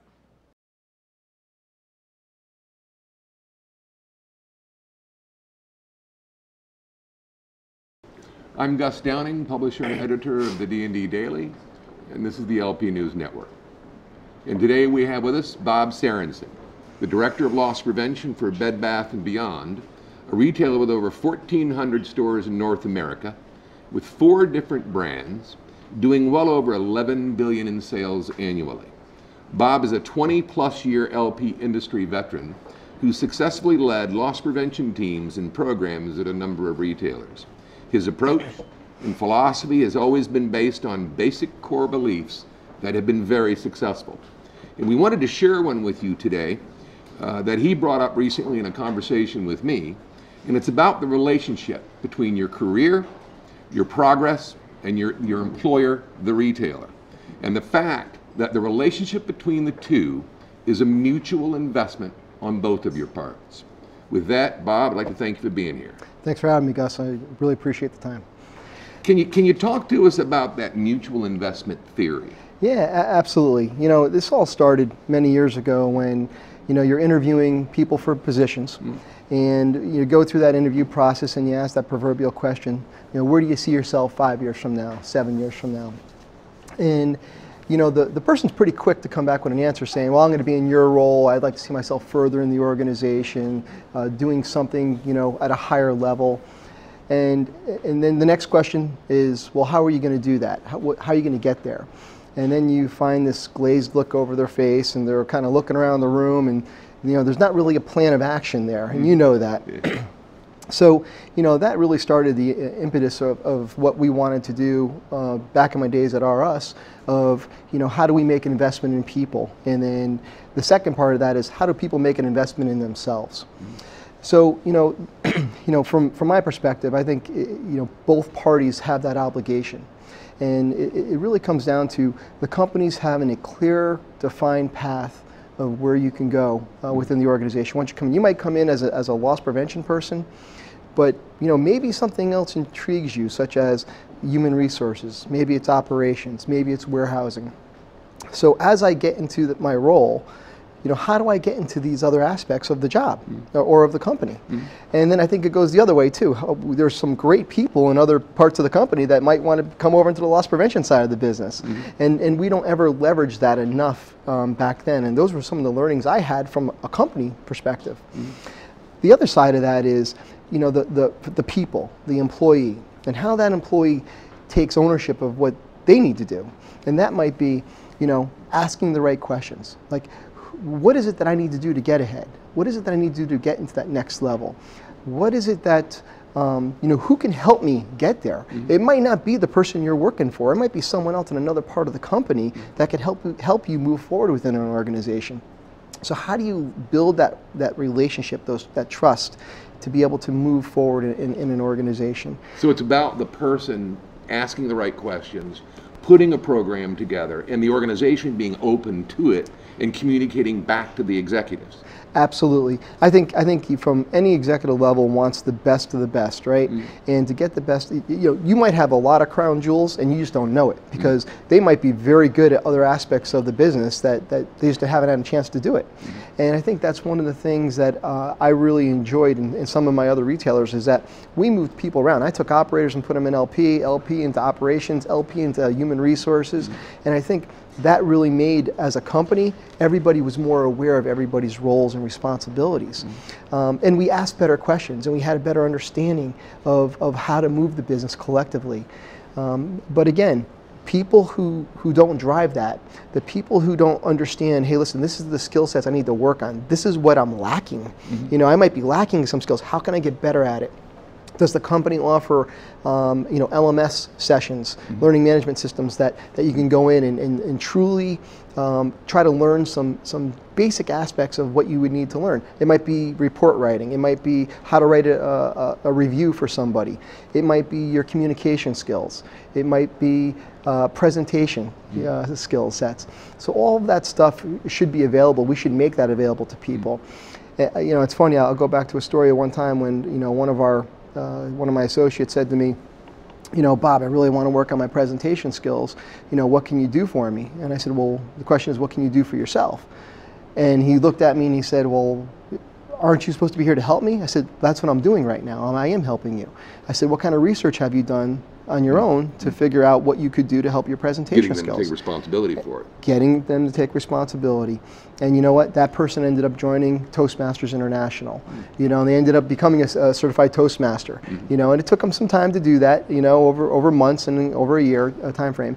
But ultimately, he ended up being one of the best presenters in our company, and which helped him also, by the way, make connections outside of our circle, and got him a job not only within our company, but later on, when he left our company, in other companies. But that executive had the courage to come to you and talk to you about it and ask that question. Absolutely, and I think that's what you need. You need to be courageous. You need to take responsibility of your own career. You need to ask, again, getting back to the right questions and being able to don't. I always tell people, you wouldn't go into an executive, board meeting and not be prepared. So when you're talking about your career and you're talking about moving forward in your personal life, I think you need to be prepared to have those conversations. And if you don't do your homework before you go in there, well, again, you're not taking that personal responsibility. And again, from the company standpoint, be open, listen to what they're asking for. If you don't have something in place, you should consider putting something in place, because there's probably more than one person asking that question. If the company doesn't have something in place, doesn't have a line of communications open for the executives to flow through and look for career opportunities, promotions, cross-pollination, whatever, what do you suggest to the executives? Well, I would tell you time and time again, you got to keep on pounding the pulpit. I think you got to keep going back to them. I think most HR departments are understand, hey, listen, we got to do things for our associates and moving forward. Talent development understands that. I would say continue to do that, continue to drive that, and also do something on your own and prove it to the organization that it works. Prove it that hey, listen, I went out and I joined Toastmasters. I think we should have a Toastmasters International Club right on premise, because this is what it's done for me. This is what I have learned from that process. And now if we did that for many of our associates, how much better can we be in this venue? But it also takes a leader that's open enough. Absolutely. To be able to kind of take that input and help those executives as well, correct? Absolutely. I think you need to understand your responsibility as a leader. Mm-hmm. You need to understand that taking that step forward and telling people, hey, listen, this is what needs to be done, and here's the reasons why, and we all benefit from that. You talk about like things that go on in normal everyday life in retail. Markdowns. We talk about markdowns. Talk about margin, right? Retail math 101. A lot of people getting into retail don't truly understand retail math. Mm-hmm. You could talk to several leaders in the LP industry. Shrink's looked at various ways. Mm-hmm. Right? It's calculated various ways. How many people really understand how shrink's calculated within their own department? Yeah, good point. So I think you really need to take that responsibility, number one, and then number two, from a senior executive level, I think you need to be able to be courageous, just like the associate needs to be courageous, and do the right thing for your associates. And sometimes it's going to cost you money. And when I say cost money, I mean that's an investment. It's not a cost of doing business. It's an investment in doing business, and that's going to make your company that much better. And it's also taking a risk. I mean, moving up is also taking a risk for anybody, any organization. Absolutely. So they've got to be willing to take the risk, have the courage to be able to do it and go out and pursue it on their own, so to speak. I would agree with that. I think I've given a lot of advice to people who worked for me in my past and saw that they couldn't move forward for various reasons and wanted to go do other things, right? And, I think giving them the advice and saying, hey, listen, this is your choice, your personal responsibility. This is about you and your family. And they make that choice. I'm going to make that choice to leave and go somewhere else. I can offer them the same advice as a professional and as a person, but they're taking that risk to move forward because they're in the comfort level of what's here, right? And when they go somewhere else, it's not so comfortable. And, it's a little more edgy and a little more riskier. And I've been down the road before of going to a company that folds 2 years later, and that was risky, and I was in a very comfortable place, right? And then you go there and that happens. So you take those risks, but again, personally, I wouldn't trade those risks and those ups and downs, because that's how I learned, and that's what makes me a better leader, and it makes me think differently than most. One last question. Sure. Okay. What do you say to the executive that's somewhat quiet, somewhat reserved, kind of sits in the back of the room in the meetings and such, but yet they feel stagnant? They want to get ahead and they really want to succeed. Mm-hmm. What do you say to that executive about taking charge of their career? Some folks just don't have that. They're not a type A personality, right? So, again, you have to understand. I'm a sports guy. So when I look at a hockey team, because that's what I'm most familiar with. When you talk about a hockey team, I had 2 teams where I had leaders that wore the C. They were captains, and one guy was type A personality, go go go. The other guy was like the silent, very conservative type. And when that guy spoke, or when the silent guy, the quiet guy, when he spoke, you listened to him and you heard what he had to say. And I think as senior executives, you need to listen to that person. You need to watch their actions. You need to understand what they're doing. So you can then take that and learn and go and ask them, hey, listen, what can I do for you? How can I help you move ahead? Because there are guys who are going to be taking a back seat, and they kind of like taking the road less traveled, so to speak, and be low under the radar. And I think that's our role as senior executives, to be able to pull them out and shine a little bit of a light on them and get them comfortable in that. That's what my job would be. And I think the adage of don't judge a book by its cover kind of falls there. Absolutely. Okay. Yep. Well, thanks for taking the time to be with us, Bob. I appreciate it. Thanks for having me, Gus. Appreciate it. Well, that's it for this episode of LPNN. And with that, I'd like to turn it back over to Joe and Amber. Welcome back. Welcome back. I thought we talked about this. I think Welcome it's me. back Hi. live. I'm Joe LaRocca. This is our co-MC, Amber Virgillo. We're live in New York City at the Loss Prevention News Network D&D event. We've had a really great afternoon so far with a number of sessions and a few more planned for you later today.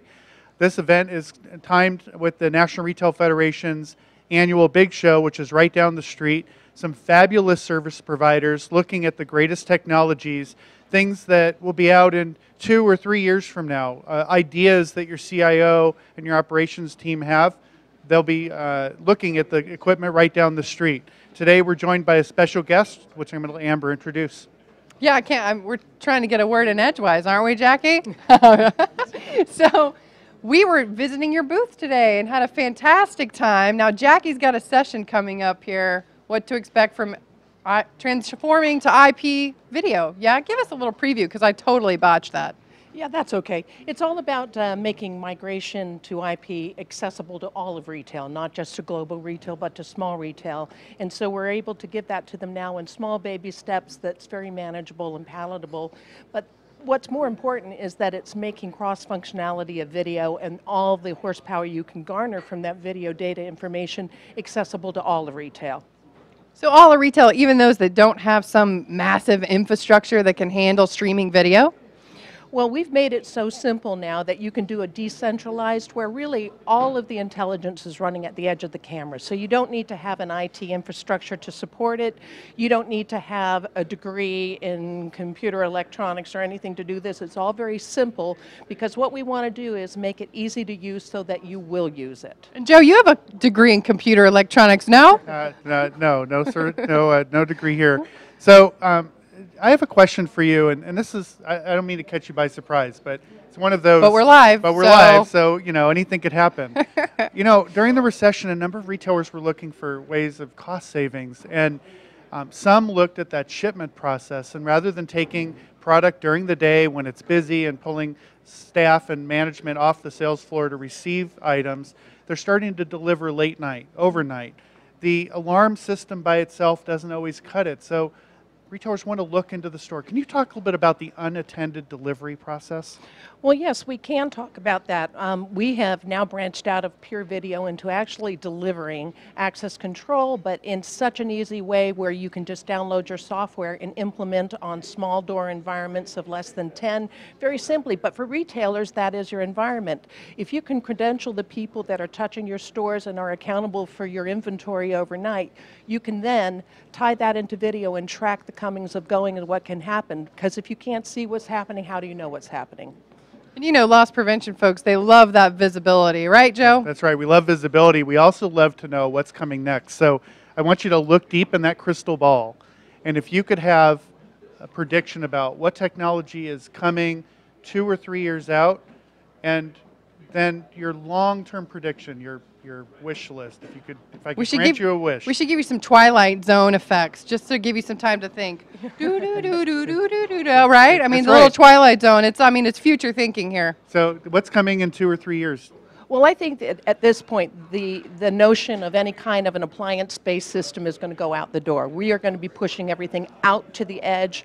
I think eventually, in a real good world scenario, we're not even going to see coax or Cat5 cable. We're going to be in a wireless environment where all of the intelligence is at the edge. Those cameras are getting smaller and smaller, and so you're not going to see technology that is going to interrupt the shopping experience. And because retailers are more about the experience in bricks and mortars, we're going to be garnering a lot more information there that will enable endless aisle and show what the consumer is doing while they are in your 4 walls. So we've got some hot hashtag questions. I got to mention it. I got it right off the press. So Jackie, the D&D Live from NYC is a pretty big time event, and Axis is a fantastic sponsor. Why? Why the D&D Daily? Why this event? Because it is the one place where we can come to New York and we can see the masters of the universe in the retail world. We can sit at the same table, exchange those ideas, and figure out how we're going to grow our business for the following year. Plain and simple. So the key to LP executives, is that what you're saying? Not to put words in your mouth? Is give them a lot of wine. Or a lot of wine. All righty then. So what we just heard here from Jackie are really 2 things. One, all these people surrounding behind the scenes, you can't see them, but they're there. She's saying they are the masters of the universe, so they're all really excited about that. And the second part is she's also queued up for dinner, clearly trying to jump right over her session and ready for the wine. Not going to let that happen, Jackie. But another live hashtag question right from our monitor here. The burning desires they want to know this Hedgie Bartol. What is it like working with Hedgie? Well, I have to tell you, every day is an adventure, but I have to tell you, we share a brain. It is true. And so while he is explosive, and he's going to show up here soon, isn't he? There he is. Uh-oh. Photobomb! He's a photobombing professional, and I couldn't have a better colleague. He's like one of those Sesame Street characters. That's like an oxymoron. A photobombing professional. That is an oxymoron. I think everybody's getting behind the photobomb these days, right, Joe? That's right. You never know. Because, wait, should we educate the masses out there? It's not really a bomb, right? No. We don't want to scare anybody. No bomb. It's No. a photo intrusion. I think you've heard it here first, D&D live streaming fans. Photobomb now called photo intrusion for you LP executives out there, yeah?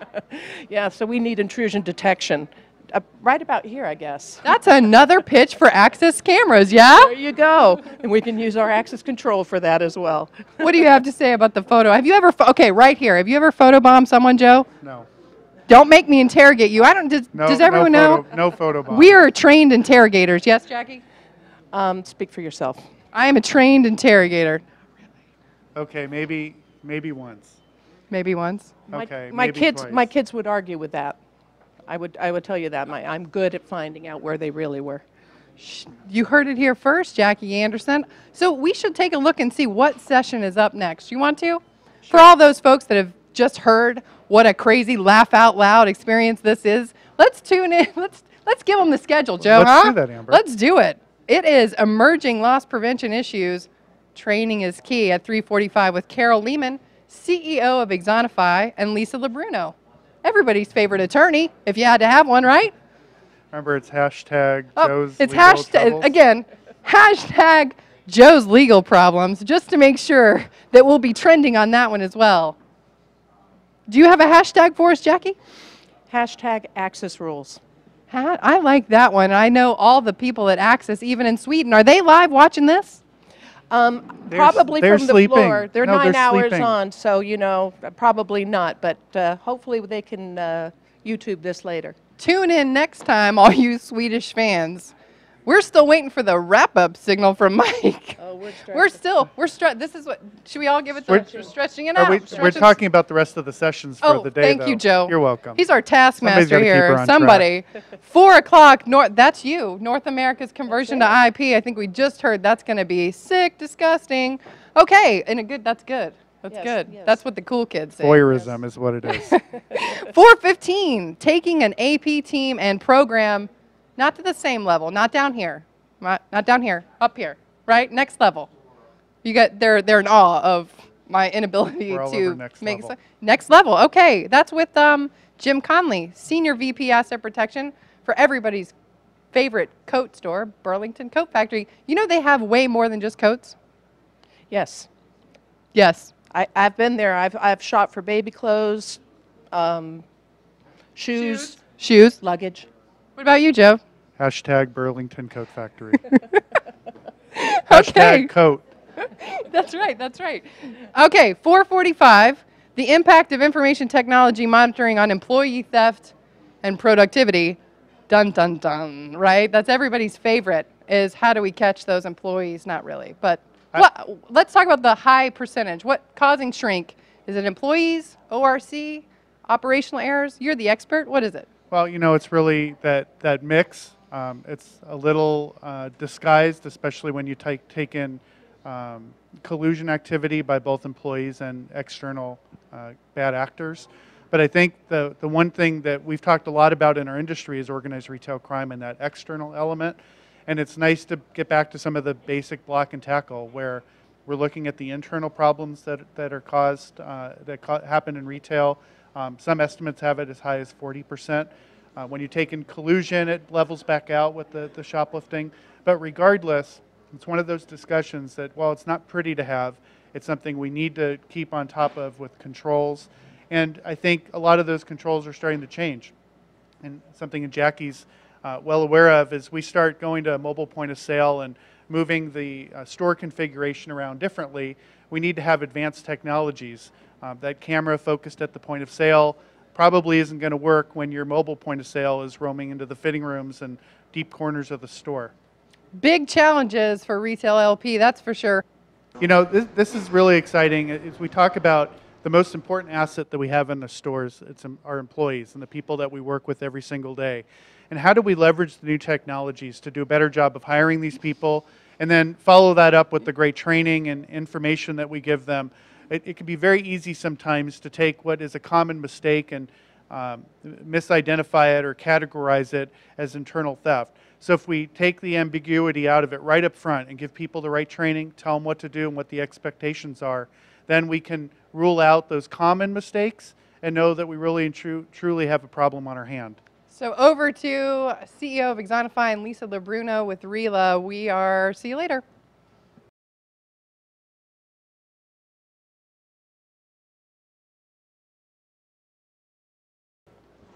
Hi there. Good afternoon, everyone. My name is Carol Lehman, and I'm the CEO of Exonify, and I'm here today with Lisa LeBruno, the Senior VP of Retail Operations at RILA.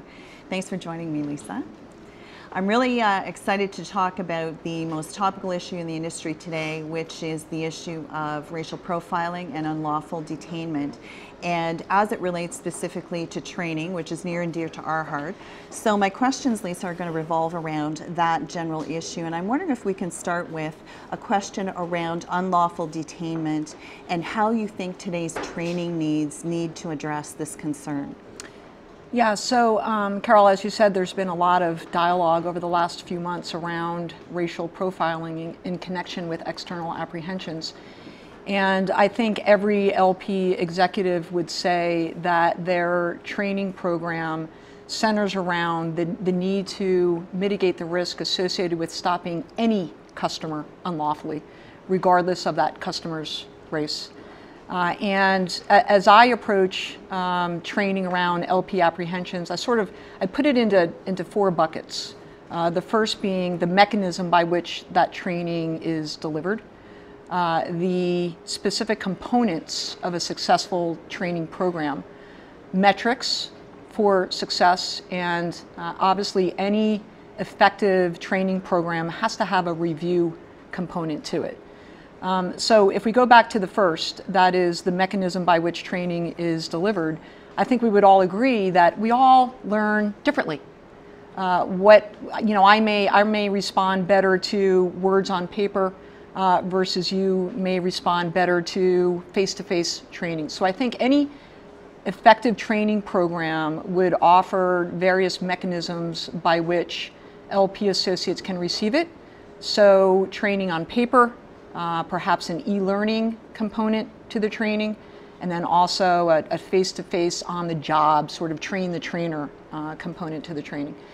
Second, specific components of training. I could talk for hours about that, but I think that the fundamental principles associated with apprehensions need to be covered in any training program. So the most fundamental premise is LP associates should base their initial approach on the conduct of the subject, and certainly not on attributes, physical attributes that have nothing to do or no correlation with whether or not that person is shoplifting. And obviously race plays no part in that whatsoever. Mm-hmm. Treating shoplifters with respect is as hard a pill as it may be to swallow. Even if they're stealing from you, they deserve to be treated with respect and professionally. And one of the many benefits associated with that is if you have made a mistake, and there's going to be mistakes. Mistakes are always going to be made. The retail industry, they are stopping tens of thousands of shoplifters every year. And so for us to think that there's going to be perfection, I think is unrealistic. But if you make a mistake and you treat the customer with respect and you treat them professionally and you get it done swiftly, I think the likelihood of that customer returning to the store is far more likely than if you treated them poorly. Third, metrics. LP associates are under a tremendous amount of pressure, particularly with ORC growing every day. And if the only way by which we are measuring an LP associate's success is by the number of apprehensions that they make, I think that's a recipe for disaster is probably too strong a word, but it's a recipe for mistakes, more mistakes to happen.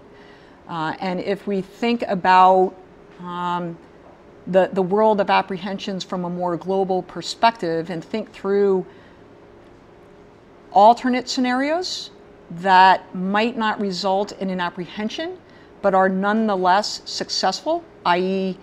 recover the merchandise, I think that's a good consideration to always keep in mind. Example, if an LP associate is observing somebody and there's an opportunity to contact a non-LP associate to engage in some good customer service, and that subject discards the merchandise and leaves the store, to me that's an ideal scenario because you've not initiated a detention, and so you don't have to worry about the risk of stopping a potentially innocent customer. No one's going to get injured, and you've recovered your merchandise. And so if retailers can consider additional metrics that measure the effectiveness of an LP associate inside the store, and most importantly, acknowledge, we all like to be acknowledged for our sound decision making and good efforts.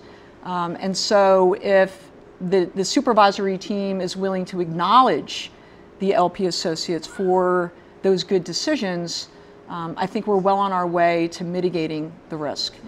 And then the fourth is a review component. Every training program has to have a review component. If problems go unaddressed, however small or big, then again, we're putting ourselves in a bit of a difficult situation. And so I would encourage training programs that include components around supervisors reviewing case reports, making sure that CCTV evidence aligns with what is being said in the report. We can mitigate the risk of racial profiling, unlawful detainment of customers of all races, and essentially protect the brand of the retailer. And to the extent concerns are identified through that review process, people need to be coached, they need to be trained, and in extreme cases, need to be disciplined. So, that's, again, I could talk about training forever. Those are sort of the four primary buckets that I see should be a part of any effective training program. Completely agree. I think that's a really comprehensive review of the need that exists today.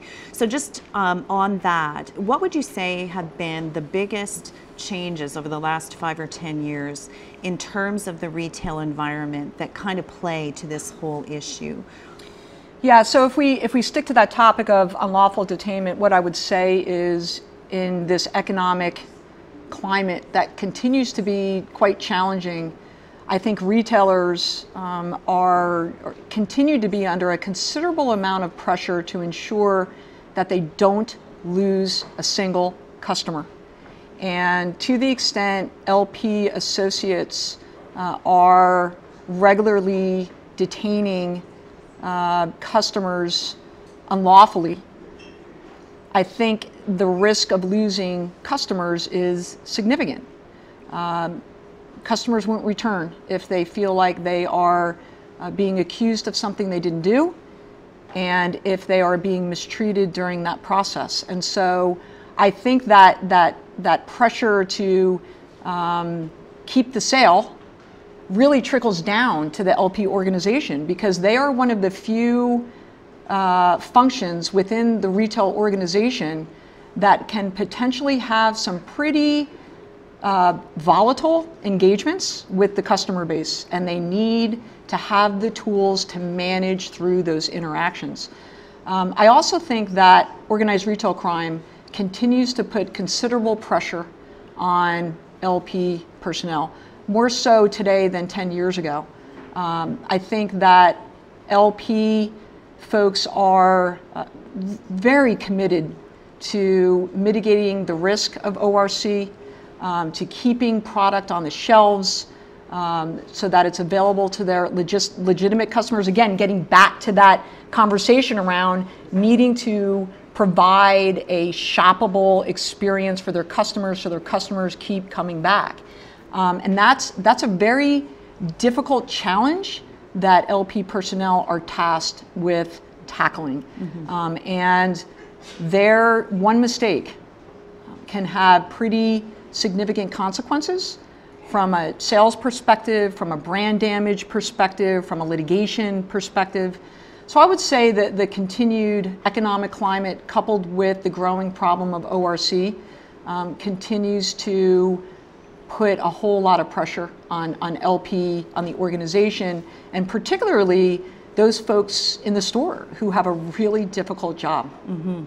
Exactly, and of course with the proliferation of social media, you can't keep anything out of the media these days. Well, what's also interesting is these ORC enterprises continue to get more and more sophisticated, and frankly, I think they're becoming more and more violent because the stakes are higher for them these days.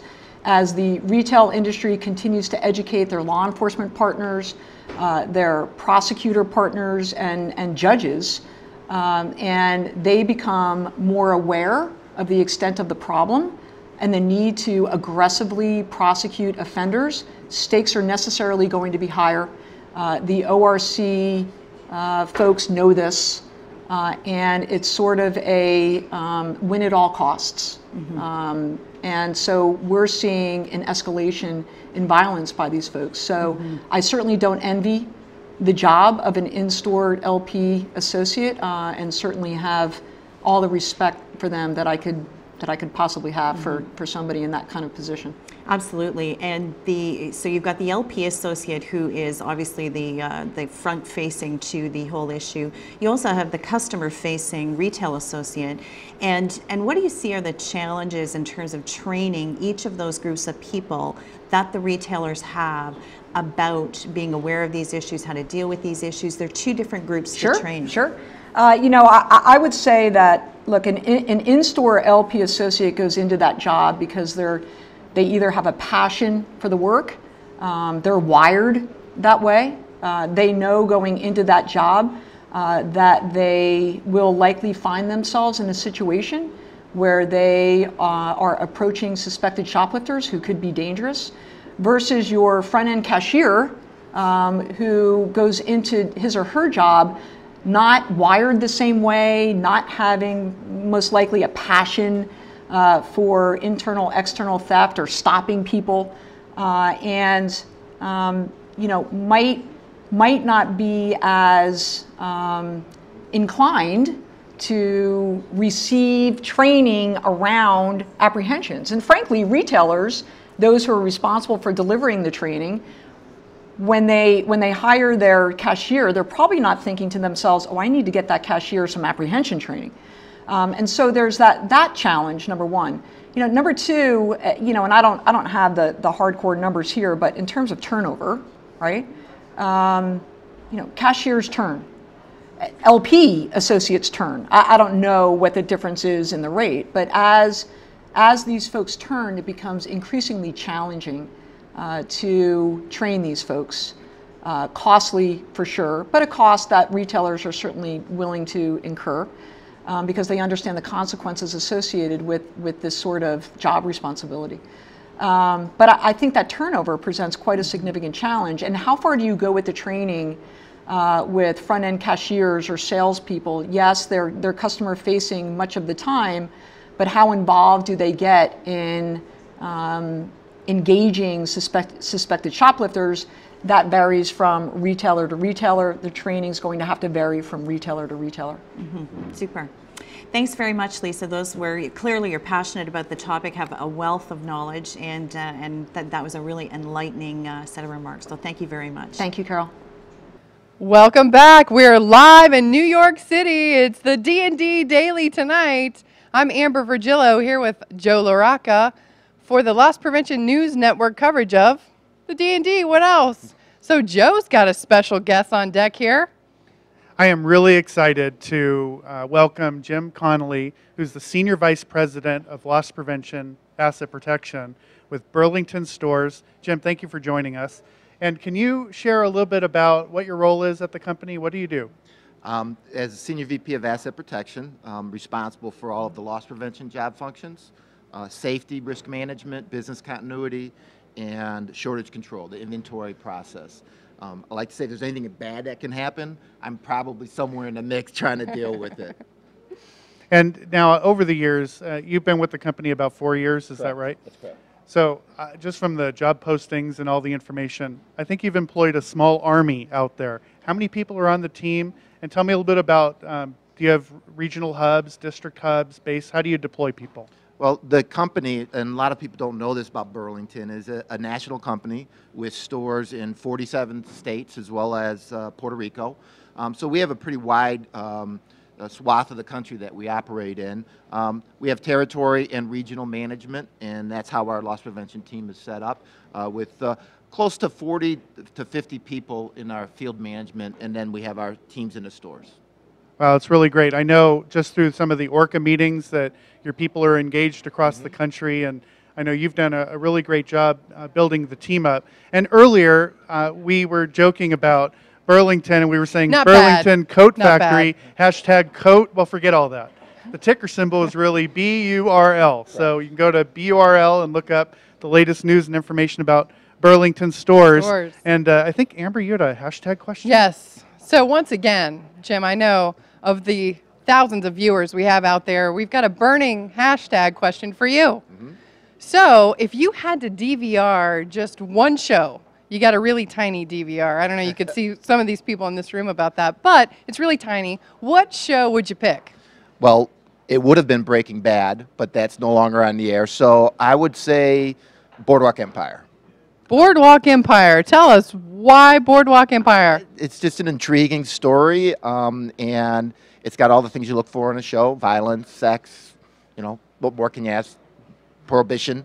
I think you can say sex. We're on cable. Yeah, we are live. We are live. But okay. We're going to turn it to a serious side, right? Because I can be serious just for a second. So Happy New Year. Happy New Year. Happy New Year. Since it is the new year, looking at 2014 and building your empire, as Joe talked about, I think he applied for a job, maybe, all the job boards. You heard it here first. I did clearly didn't get the job because I'm doing this. So looking at the new year, what asset protection challenges do you want to tackle in 2014? Well, it's really about the team and doing more with them. And one of the things we started last year was getting involved with the LP Foundation and certification, additional trainings for our team, taking training that's available to us, get down to the supervisor level. So that's really what I'm going to focus on, is to maximize the opportunities that are out there for learning and teaching for our LP executives and our LP associates to make Burlington an attractive place to have a career in loss prevention. Because that's a quality training, that loss prevention qualified or loss prevention certified from the foundation, yes? Correct. And we have had several people who have completed it. We have several people who have gone through the CFI training, and the feedback has been very positive, and the reaction to the team having this afforded the opportunity to do that, it's paid for itself. Yeah, so the CFI training from Wicklander-Zalowski is pretty valuable, yeah? Yes, and we've taken it down to interview training for our supervisor levels as well, which are individuals who help us supervise 2 to 3 stores. So we're taking it down even to the staff level, which is in some ways unique within the industry. Normally it's staying at the executive level. We're trying to do some things with that next step down.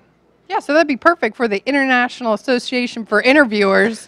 plug, right? For all those CFIs and interviewers, yeah? Yeah, absolutely. And again, that's, I think, where I want to take the department and the company, is to really build out the team, not just in numbers, but in the quality of that team and how they operate and what they contribute to the overall success. So we've got you on deck for a session. Yes. And we've actually been talking about next level, taking that team to the next level. So you going to give us a little preview, or we have to wait and see? Well, really, when you think about next level, it's not just in performance when it comes to the LP job function and the results that we get. It's really about continuing to take the team that we've put together and get them to a place where they are really contributable to everything else that we do as a company: customer service, store operations, human resources, and really maximize our impact on the overall health and well-being of the company, and not just specifically what our core responsibility is, which is loss prevention. So I'm going to talk a little bit about that. That is definitely valuable. What you got, Joe? That's awesome. You know, Jim, just one question for you. We have about 30 seconds before we wrap up this segment. If you could have one wish in the future for loss prevention and technology or people, one wish, something that you could accomplish in 5 years or 10 years out, what would that be? Boy, I don't know. That's a tough question. Just to say ask. world peace. World peace. World peace. That works. Peace it Thank out. you. Thank you. World peace, right? All right, this segment is just about over. We're now going to turn it over to Gus Downing. And Gus, take it away.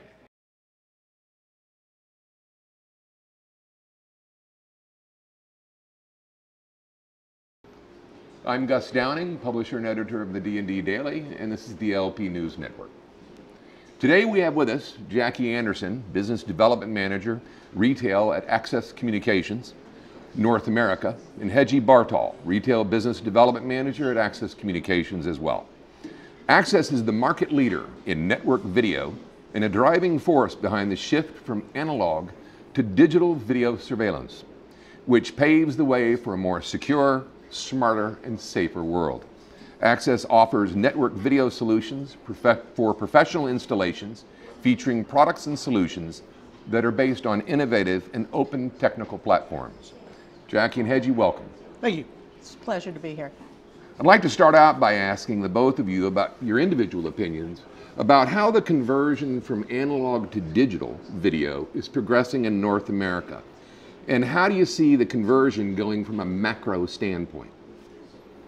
Well, I see it going, at this point, we're making IP conversion accessible to all retail, whether you're a small retailer or a global retailer, and we're making it easy to get there in baby steps. So at this point, I would say there is a large portion that is well past the tipping point, but an even larger portion that you might not suspect, being smaller retail, thinks it may still be inaccessible.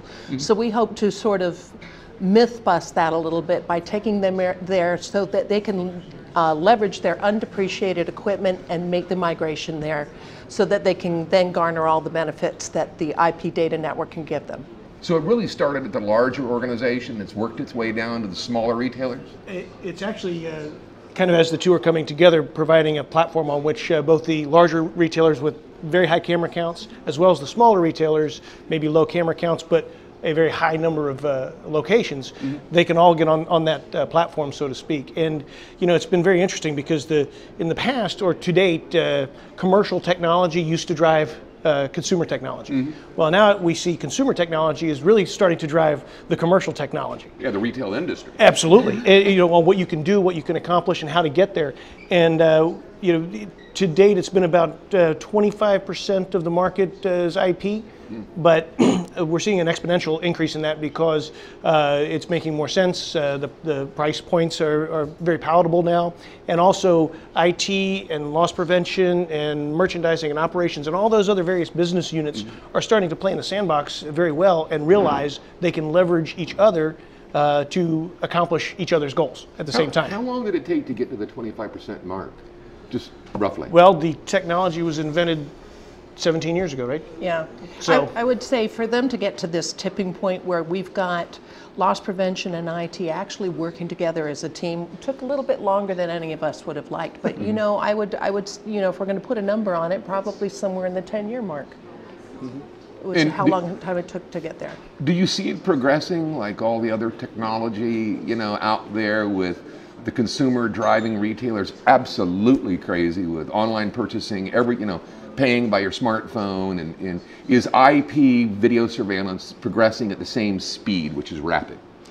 Well, we're definitely having to play catch up there because the millennials are pushing us to be there to react to their needs, whether it's virtually or physically, and the way they do business. The millennials do business a lot different than the way perhaps you and I did, Gus. So we're talking about the four walls being a brick and mortar experience, and it's really more of the experiential part of this. But at the end of the day, they may enable endless aisle or go online, or maybe they're there to showroom. But at the end, but what we need to do is add that video context where the customer's shopping, so that we can add another layer of video context and data points to retail, merchandising, and the entire retail ecosystem. which helps the omni-channeling effort in all the retail industry. Exactly. Okay. Yeah, and it also helps from a loss prevention standpoint to be able to have a solution and a seat at the table with those various technologies that are driving the business from many different ways. With traditional solutions, they were very reactive solutions as opposed to having intelligence, processing power, and applications behind them. And so now, as this technology increases, systems can work together. It's no longer closed environments. You are separate from the rest of your business world. Things can come together and operate more holistically. So in the beginning, it was more of a singular type of need. And now we have like all of the departments having a basis for need for the video surveillance. It was stop or catch the bad guy. Yeah. And now it is, okay, we have these eyes in the sky, so to speak, that are intelligent and can do things and can tell me what exactly is happening in my business. You cannot operate your business without being able to see your business. And with what better way to see your business than with the surveillance you have in place? Exactly. So where is technology going from a surveillance standpoint in the retail world? I'm going to say in one word, out to the edge. It's all about taking the equipment and the appliances out of the back room, because where we're going now is smaller cameras, more robust cameras, more powerful cameras that have processing. So now that you have a lens on your retail environment, you can then take these applications, whether it's tying in a mobile POS or video content analytics, and you're processing that on the camera at the edge. So it's ultimately making it a lot more palatable. It's a less intrusive to the shopping environment, and it's making it so that you can scale this in a very scalable way right across the thing, whether it's for small retail or global retail. So putting it out to the edge. That's exactly right. The concept that we've kind of coined is a camera with a purpose. And when you are able to take all the technology, all the solutions to the camera, which is what we call the edge, because that's the edge device at the edge. When you can take the various technologies to the camera itself, your cameras truly have a purpose. You have, whether it's one strictly for surveillance or whether it's one that is also telling you what's happening in your store. Is this end cap working correctly, getting the attention it deserves? How many people are coming in? Where are they going? What are they looking at? Are they waiting in line too long? Well, you wouldn't necessarily need all those solutions on all your cameras. But by having it at the edge, you're able to literally have that camera with its purpose being portrayed. Are the CMOs, the chief marketing officers, getting involved in the surveillance capabilities and assets it brings? Yeah, I would say that we get a lot of, because there's a lot of driving right now that there's, all kinds of new C brand. There's the chief information, chief visibility, chief data, chief this. But in terms of going into the C-suite, I'd like to kind of think of it more as the C-suite, SEE, because what you can see, you can react to. So that's kind of more where we're at, because we just want to see what's happening not only from a macro perspective with our retailers, but to be able to deliver them those tools and data points that will actually get them into the C-suite. And help their business grow. Exactly. It's all about putting it to the bottom line. Yeah. Exactly. But help the business grow. Retail loss prevention, and I won't get on my soapbox because I know we don't have enough time, but it is a very different environment. As a retail loss prevention professional, you're having to protect that very item that you want to make very easy to get a hold of. Okay, so you're protecting something that has to be readily available and easily accessible. Retail loss prevention folks have a seat at the C-suite, so to speak, because they have a bottom line financial responsibility of shrink. So, but what this allows is the capability to, like Jackie just said, to take those solutions from the business units themselves to the C-suite. I had a customer one time tell me that he was meeting with me about IP video because his CEO called him into his office and said, "Why can I see a panda in a zoo across the globe, but I can't see what's happening in my store?" Good point. Good point. So how would a retailer make the migration, since they have so much existing legacy equipment? How do they migrate from analog to digital? She looks at me. They call me Encoder Boy. I'm like, that's you, Hedgie. Where's your sign? Yeah, really. I do have a button that says I love encoders, and that really is the way to do it. And the good news is you have about 1 billion different options. The bad news is you have about 1 billion different options. And really kind of the first school of thought to think of is that a DVR, the existing technology of a DVR is simply software storage and encoding in a box. It turns the analog signal into a digital medium. Well, so that allows to unbundle that device and implement an encoder-based strategy that allows you to turn that analog camera into an intelligent device, a network device, and give you the freedom of choice of where to go from there. And then, of course, you have the ability to add cameras to that setup that are IP cameras, giving you a hybrid environment. You can also, as those cameras at the edge fail and you want to implement IP, you can use media converters. And actually today, which is relatively new to the market, is doing Ethernet over coax. So you don't even have to pull all new copper wire. Amazing. So now let's talk about Access Communications. Can you give us a feel for how Access continues to lead the world in network video products? Well, I have to tell you, we're a company that's approaching $1 billion in revenue in each year, and each year we probably take now approaching close to, well, it was 76 million 2 years ago. I think we're approaching 80 million that we reinvest into making sure we are delivering the most optimum suite of products that is going to address any given vertical. Of course, I think everything is retail, so I'm always trying to drive everything to retail and what they need. Everybody's selling and something I've got to a somebody. rationalization for how everything is retail. But at the end of the day, Actually, it is, though. it is. I can tell you, if I you agree. pay your taxes, government is retail. So Don't tell Obama that. that's okay. We don't have. Don't get me started. Yeah, that's it. But so at the end of the day, when you're investing that much money, and then we have forums that are led by retailers with a retailer board, it is completely objective, non-sales focused, where we give them a deep dive into our roadmap, and we give them the opportunity to say if we are on track or not on track. So we use the voice of the customer to influence where we spend this money to develop exactly what we need for retail. So we're always doing that, and then one step further, we're always trying to train the people that are coming up behind them, the kids out of college. So, you know, there's probably at a future point we can talk about our ACAP University, which is Access Camera Application Platform. But you know how, like for your phone, you say we've got an app for that? Well, now, because everything's being run at the edge, we've got an app for that, and we're getting our youngest and brightest minds. What would you do with this camera if we could give you this camera? So we are starting to pull the next generation of LP, and we're getting them right out of the colleges. There you go. Get them young. That's it. We're going to get them young. Well, and that leads me right to the next question, actually. From a retailer and an integrator standpoint, we've seen Access a commitment to training with the seminars and webinars you hold regularly throughout North America. Can you talk to us about that element in your leadership role in the training and development aspect? I probably view it as the most important part of our role, because one thing Access doesn't like to do is pitch, but we do like to educate. And so in that, we educate our customers day in and day out. We like to go in there as a subject matter expert so that we're kind of an extension of their consultative team. And in that regard, we're getting the kids from the university. We're actively involved with Lisa LeBruno at RELA in their mentorship program. So we're working with students on that mentorship to bring them up, because I really think that where our industry is going and where retail is going, we have to start recruiting from the very early stages of college to get them interested in this in a career.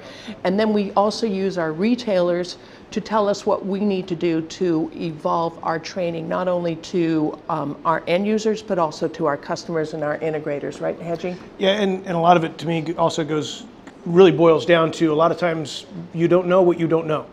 And so we do believe in the fact that the educated customer is the best customer. The technology is new in many aspects to the surveillance industry, but a lot of the parts and pieces have been running a company's major financials for years. And so why can't we leverage that infrastructure? And it really just boils down to a matter of education and information. Training and training and more training. Yeah. And when we had one of our forums, the #1 comment from the retail audience when we said, what do we need to know? They said, you need to have more training out there. There you go. We said, okay, we can do that. Yeah. Well, I'd like to thank the both of you for spending some time with us today. Thanks, man. Thank you. Well, that's it for this episode of LPNN, and I'd like to turn it back over to Amber and Joe. Hi, this is Joe LaRocca, and our co-MC, Amber Virgillo, We're live in New York City at the Loss Prevention News Network D&D event. Really excited about today. We've had a number of great sessions and a couple of more left this afternoon, and then a big dinner this evening. And for those of you who have never been here to New York during the NRF's big show or the annual convention, next year, put this on your calendar. It's a great opportunity to come to the city, see the latest and greatest technologies of what's happening in retail. It's where your CEO, CFO, and CIO are today. They're looking at the new register systems and everything else coming out 2 or 3 years down the road. Today, we're talking about loss prevention with some great speakers and a special event. I'm really excited to be here with Amber, and she is a very special guest. Take it away. Very special guest. I don't know, did he mention it's that live? me? It's That's live. you. Oh, that's me. It's That's live. you. We're surprising Lisa Labruno, although she's standing here, as our special guest. So tell us about your role at RELA.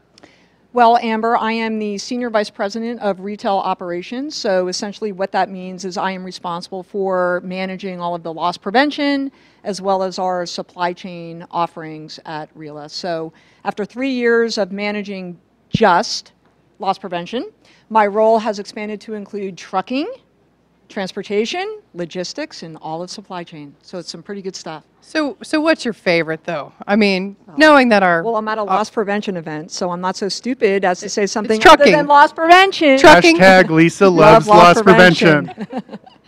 That's perfect. Now, see, Joe's getting into the hashtags. I knew it wasn't dead, huh? You can tweet me, LaRocca J.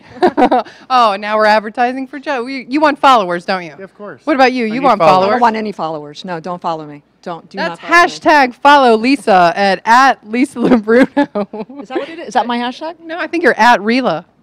I don't I think know. it's- I've never. Is it At is it RELA Twitter? _org. So, somebody, we're going to get our crew on finding out what is Next the segment, RELA we're going to tell you. Twitter handle. Know how to tweet you. Yeah, we want hashtag Lisa Labruno. Photobomb, and follow Lisa I Labruno. thought we were going to talk about my asset protection conference. Oh yeah, Yes. that's right. We're in New York She's talking gonna about get loss us back prevention. on Of track. course. Back on track, Back on Joe. track. Come back to me. Eyes on the crisis. Tell us about your upcoming conference. So our Retail Asset Protection Conference is April 6th through 9th in Indianapolis, which is a very unique venue to hold a conference. We thought we would step outside our comfort zone and do something a little different this year. And we are already breaking records from where we were last year in terms of attendance. Of course, with the steering committee that we have in place over at RELA and all of the amazing thought leaders that comprise that committee, the content is just going to be outstanding. So it promises to be a great event. So people can already register, is that true? Absolutely. Yeah, I'm not supposed to call it early bird anymore. It's the advanced rate registration is going on now through, what's today's date, Joe? January 13th. Okay, so 4 more days for the early rate. And there's group rates and all sorts of discounts going on now, but you got to act fast because January 18th is full price. And well worth every penny, too. But act now, but don't call it a bird, because Right. PETA, it birds. got involved. It was quite ugly. It's the No two- doorbusters and no early birds. There's a 2-stone thing. I don't know. It's something about birds. So, Joe, I'm going to turn it over to you. What do you think? Any burning hashtag questions for Lisa? Well, let me just say, Lisa, I think you've done an incredible job since you've been at RELA. It's hashtag compliment time. And even while I was with the other association, you were Is a there speaker. another association? There is? one or Okay, two okay. for now. And you did a great job as a presenter there with your background, your experience. You come from retail and you go into the association world. What was the biggest challenge going from retail into the association for you? Good question. That's a great question, one I've not given a lot of thought to. So this is not pre-scripted, so bear We're with live. me. I think the biggest challenge was when I was at the Home Depot. I knew all of the folks that I worked with. I had after a couple of years, I earned their respect, and hopefully, they found me to be a credible business partner. And then coming into the LP industry as a whole, where you all are very close knit, and it's very, very tough to break into that. And fortunately, I had a huge supporter in Mike Lamb, who at that time was the VP over at the Home Depot, and he had so much and continues to have so much credibility in the industry that he facilitated a lot of connections for me. So just earning that credibility, and I think coming in as a lawyer was a pretty difficult thing to overcome, I guess. Well, we've been saying you're everyone's favorite lawyer, right? Yeah, well, that's a good If you thing. if you It's a had to good have thing. one, yeah. It's a good thing. So, just getting the LP industry as a whole to understand that I appreciated everything that they did, knew the industry. Most times know what I'm talking about, not all the time, but I strive to speak articulately, and just trying to get over that legal hurdle, and essentially giving up the practice of law was pretty difficult for me to do too. But I think I've gotten there. When I was when your announcement first came out and you were leaving the company, I don't think I've ever told you this story before. I was with Breaking a group news. of your Home Depot colleagues, Yeah. and they were so sad to see you go. They said, Lisa has been such an incredible partner back at the home base office. And so, that, you're Joe. welcome. Hashtag Look, she's getting Lisa all teary. Check Lopez. this out. I think So- it's time we better turn it over to Gus before all this gets Oh, a little inappropriate. Sorry, Gus, over to Lisa.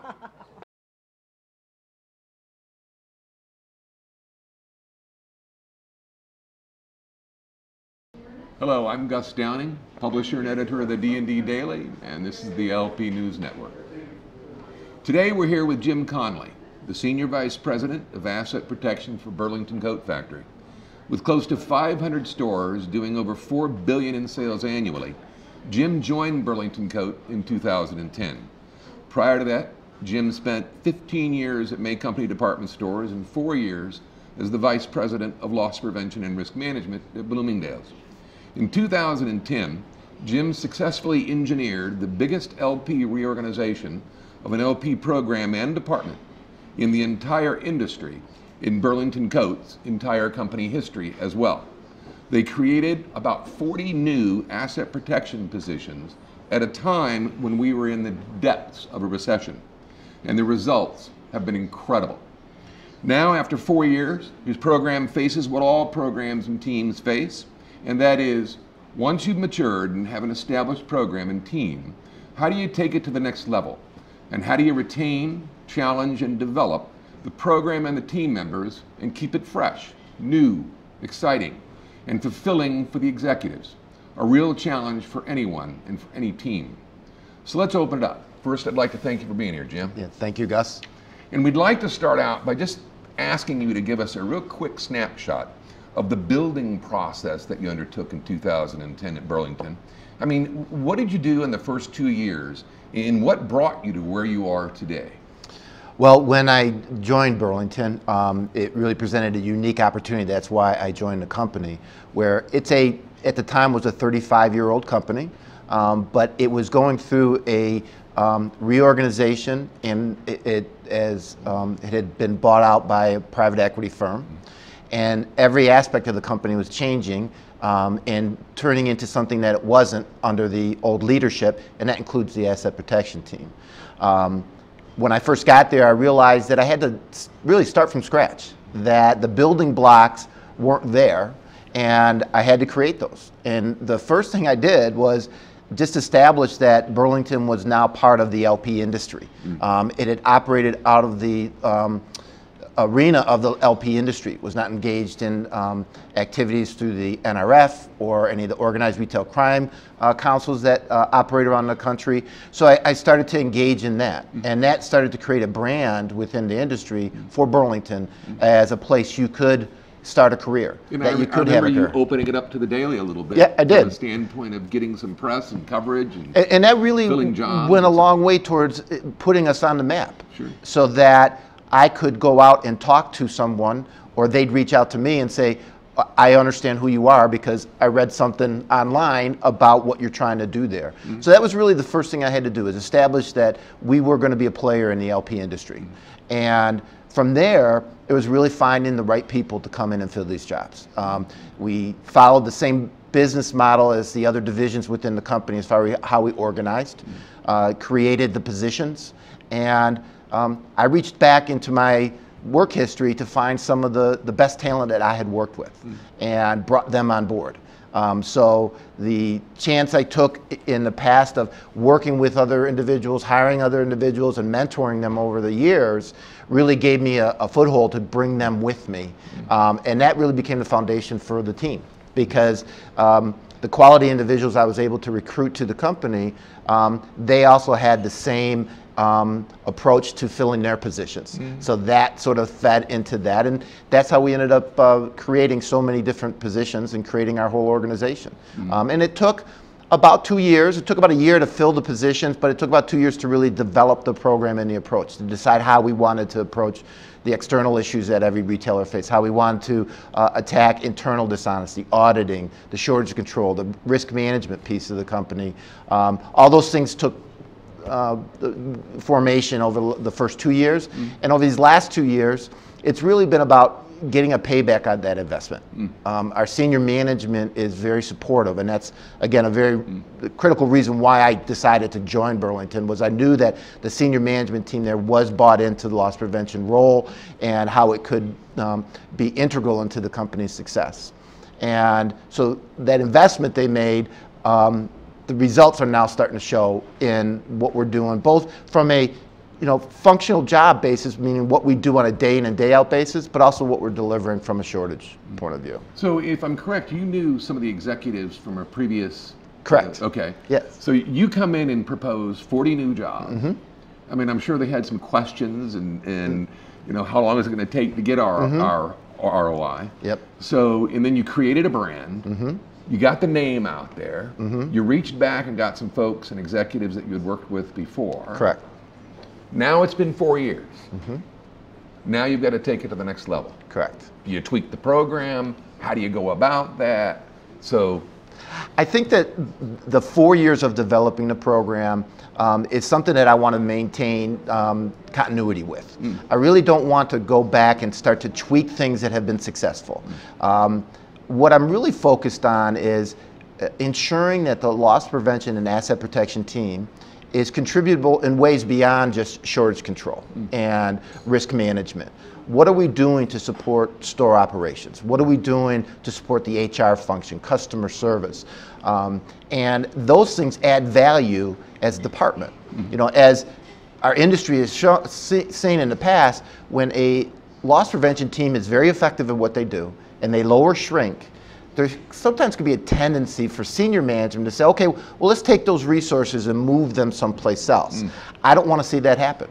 I want us to continue to do what we're doing through our audit program, through our external approach, through our internal investigations program, to deliver results in a big picture way and not in a narrow band. Taking it to the next level is just that. How do you keep us big picture as a department and not focused on just the shrink piece of it or just the safety piece of it? And to get there, I have the team. They're very much a part of developing the program. We did a survey of the entire company, and one of the questions that was asked of every associate and the entire asset protection team was, do my ideas and suggestions count? And that's the one out of 80 questions, that's the one question I really focused on, because one, 100% of our executive LP team said, yes, my ideas and suggestions count, which told me that I had laid the foundation for a really strong program. And now I have to take these men and women and give them what they need to continue to grow. So they continue to have that belief that we're there for them. So that's where taking advantage of certification programs that are in the industry right now, taking advantage of educational opportunities, whether it's online higher education, whether it's CFI training. We've even taken interview training down to the supervisor level, so to a staff level, that individual who is going to be the next regional, who maybe 10 years from now could be the next director. Those are the things that I want to continue to do for our team, and that's going to get us to the next level. It's not going to be a new program. We've invested in technology. We've invested in exception reporting tools. We're fully on our way to being an IP integrated company. We've done those things, but it's the people behind that that makes the difference. And it's expanding their roles and the value that they add in the box. Correct. So to speak. Yeah, and that's where I really partner with senior management. I partner with the field management, the store's field management, and ensure that it's a collaboration on all fronts. They get engaged in our programs, and we get engaged in theirs. And when you look at how we measure the success of an LP executive or an LP associate, it does not have to do with an apprehension or an investigation. It is based on shortage, sales, service, people development. Those are the things we measure, because the end result is what matters. It doesn't matter if you had X number of this or X number of that. If it doesn't deliver on the sales and shortage line, if it doesn't help create the people who are going to be the future leaders of the company, if it doesn't satisfy the customer, it doesn't have relevancy in our book. And again, that's why I think if we continue down that road, we're going to be an exceptional retailer on every level, but also be one of the leaders in the industry. That's what I want to get to, be a leader in the LP industry, that people want to come work at Burlington Coat Factory because of what we do from an asset protection, loss prevention, safety point of view. There's also a risk factor. I mean, when you push a program beyond the formula, correct, and you're looking to add value and get involved in HR, get involved in operations, you're kind of opening up that gambit. So you kind of run a risk as well. I mean, there may be some folks that are very comfortable in their box, correct, so to speak, and you're asking them to get out of it. So how do you manage that? How do you identify those that are resisting? And what do you do with them? Well, I think that if you look at the most successful retailers across the world, not just here in the United States, that idea that people are not in a box, that you're cross-functional. If you look at some of the great companies like GE and Procter & Gamble, you don't look at that and say, this person can only do logistics, this person can only do development, this person can only do that. So we're looking for good business executives. And in the vetting process, the hiring process, that's what we really focus on. If you were not a LP professional, what within the retail world would you do? That's a question I ask in every interview, because I want to hear, if that person says, well, I don't want to do anything else, that to me is sort of a red flag to say this person doesn't have what I'm looking for. Right in the pre-employment process. I ask them up front, if LP didn't exist as an industry, what would you do? What would you do? And that's where you can really see the gears turning and the thought process going into human resources, operations, store management, things of that nature. And that's what we're looking for. So the risk factor of an LP executive or an LP staff supervisor going to the next level in a different division, to me, is a win.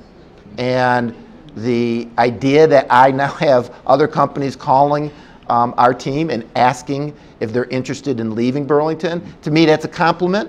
And I have to have a comfort level that what we offer as a company and the job that we do supporting these people are going to keep them with us. But I had to explain to people 4 years ago what Burlington was, how many stores we had, where we're located. I don't have to do that anymore. And I, again, take it as a compliment that I'm developing a group of people who are capable of doing more than just their core job responsibility. In just personal curiosity, what's the normal response you get when you ask them about what else would you like to do other than LP? Is there a generic response? Most of them, because of the nature of what we do, it's operations. Because we're an operationally focused group of professionals to begin with. We work very closely with our operations partners. I think the second answer to that question most frequently is human resources. And again, if you look at what we do as far as how we manage our teams, our role in what we do to support the hiring processes, background screening, things of that nature, what we do from an internal investigations and the decision making we have to make in that. I do think that loss prevention is actually should be considered a strong feeder organization for human resources, because there's so much of what we do that goes into the decision making that a human resource professional. And quite frankly, back in the 50s and 60s, that's where security came from, was the personnel side of the business. Correct. So, interesting analogy there. Yeah. So where are you taking the department now? I mean, what's the primary goal of 2014? Going back to the certification processes for our team. I really want to enhance the educational opportunities for the LP team and get them to a place where they have additional tools in their toolbox when it comes to how they approach their job. And that's one key thing. The other is to leverage the technology investments that we've made. To have IP cameras in our store has been a great tool for us. It's made big inroads in a lot of ways. Now we need to take that to the next level. We are utilizing it in some ways with our marketing teams. We are endeavoring to get our operations partners to use it with more frequency. Again, cross-functional, so that we're leveraging everyone's tools and not simply relying on one thing. And then the last is awareness. I made an investment in all of these team members and equipment. It still comes down to how you train, coach your associates and how they respond to your message. And to this point, I think we've had a strong upward swing, but I can't let that plateau. At over 500 stores, we're at 520 right now, 47 states around the country and Puerto Rico, and 30,000 employees. That's a big group of people that I have to engage, and I have to get them to want to help me and help the stores from an asset protection point of view. And we're going to make more investments in the awareness part, the training part, and doing things that get people as excited as they can be for loss prevention and shortage control. Okay, one last question. When you're interviewing a candidate, an LP executive, what do you look for? I look for someone who has that global vision about retail. And when I started almost 30 years ago, LP was LP. It was catching shoplifters, it was auditing, it was taking inventory. I don't think anybody can go into any endeavor within retail and just be focused on one aspect. If you're going to be in operations, you have to have broad vision across all of the divisions. If you're in human resources, you can't just focus on hiring and turnover.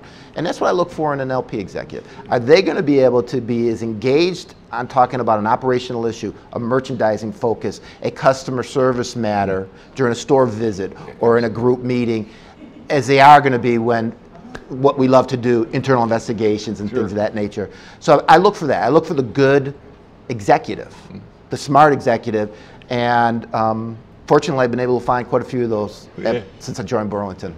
Well, congratulations Thank on you. building it. Thank you. And thanks for being here. I appreciate it. Thank you, Gus. And that's it for this episode of LPNN. And with that, I'll turn it back over to Amber and Joe. We are actually live in New York City for the D&D Daily evening event. And we have a phenomenal, fantastic, outstanding session coming up on the new Customers Bill of Rights in New York City, the greatest city of all. So Joe, bring us a preview with your special guest here. Well, thanks a lot, Amber. And today I'm pleased to present our special guest, who you'll be hearing a little bit more from later. But just as a quick teaser, I've got Ted Patrikas, who's the Executive Vice President of the Retail Council of New York State.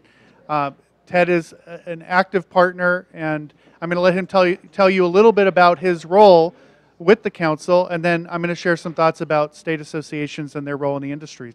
Ted, tell us a little bit about what you do at the Retail Council. Sure. Thank you. It's nice to see you both.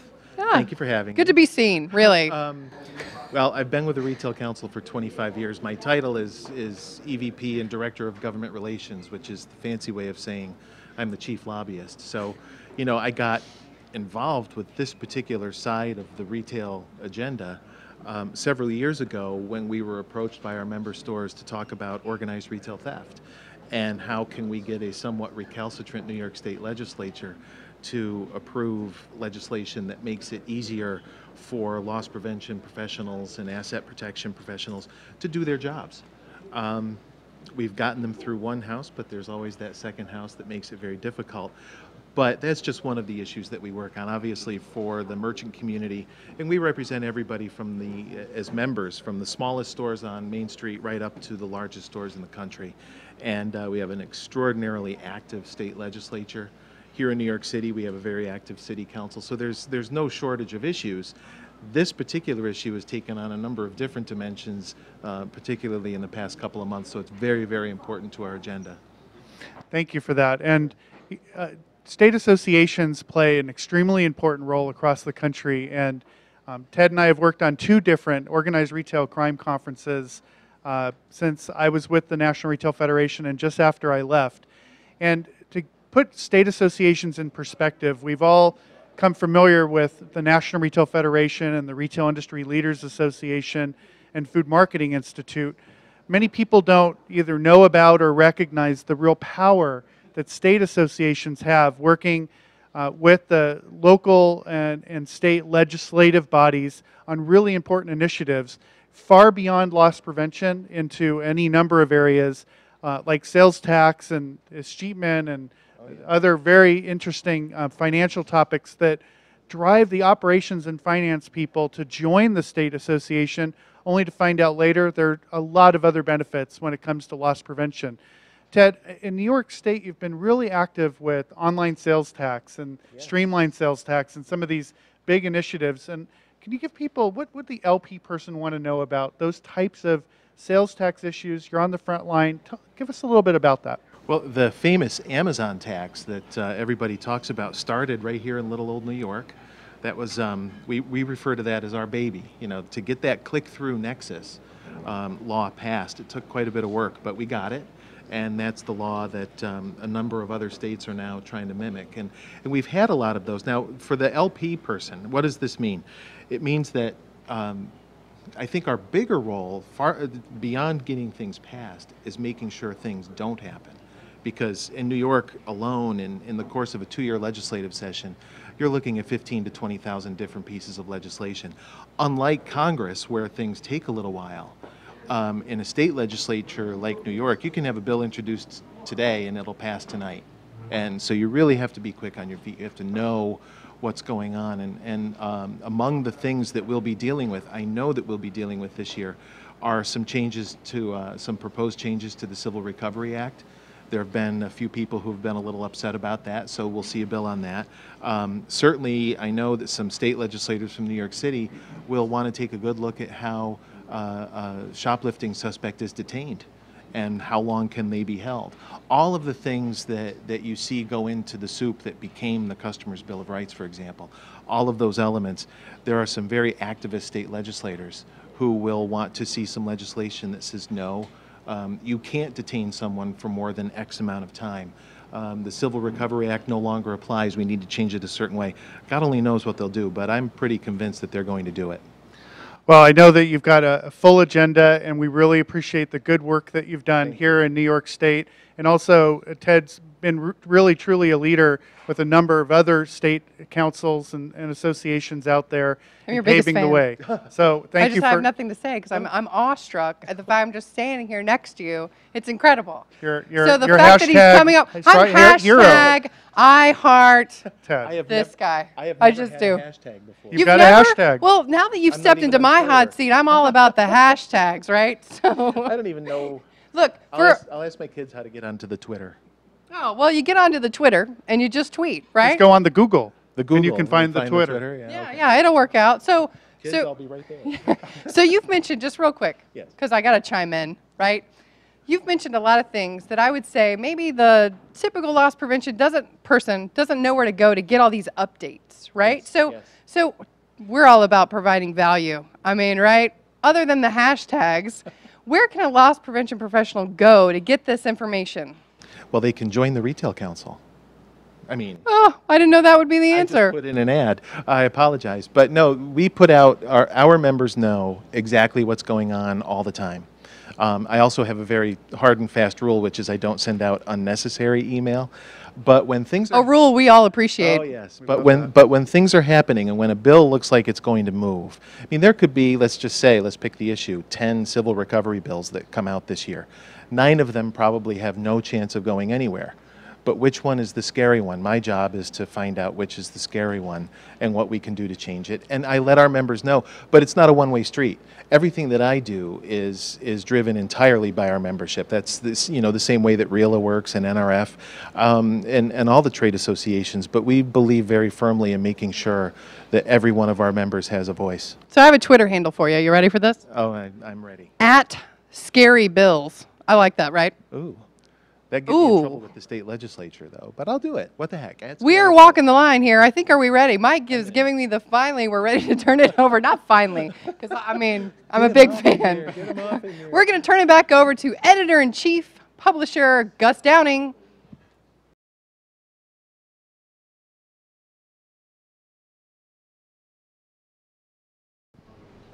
Hello, I'm Gus Downing, publisher and editor of the D&D Daily, and this is the LP News Network. And today we have with us Lamar Pierce, Associate Professor of Strategy, Olin Business School, Washington University in St. Louis.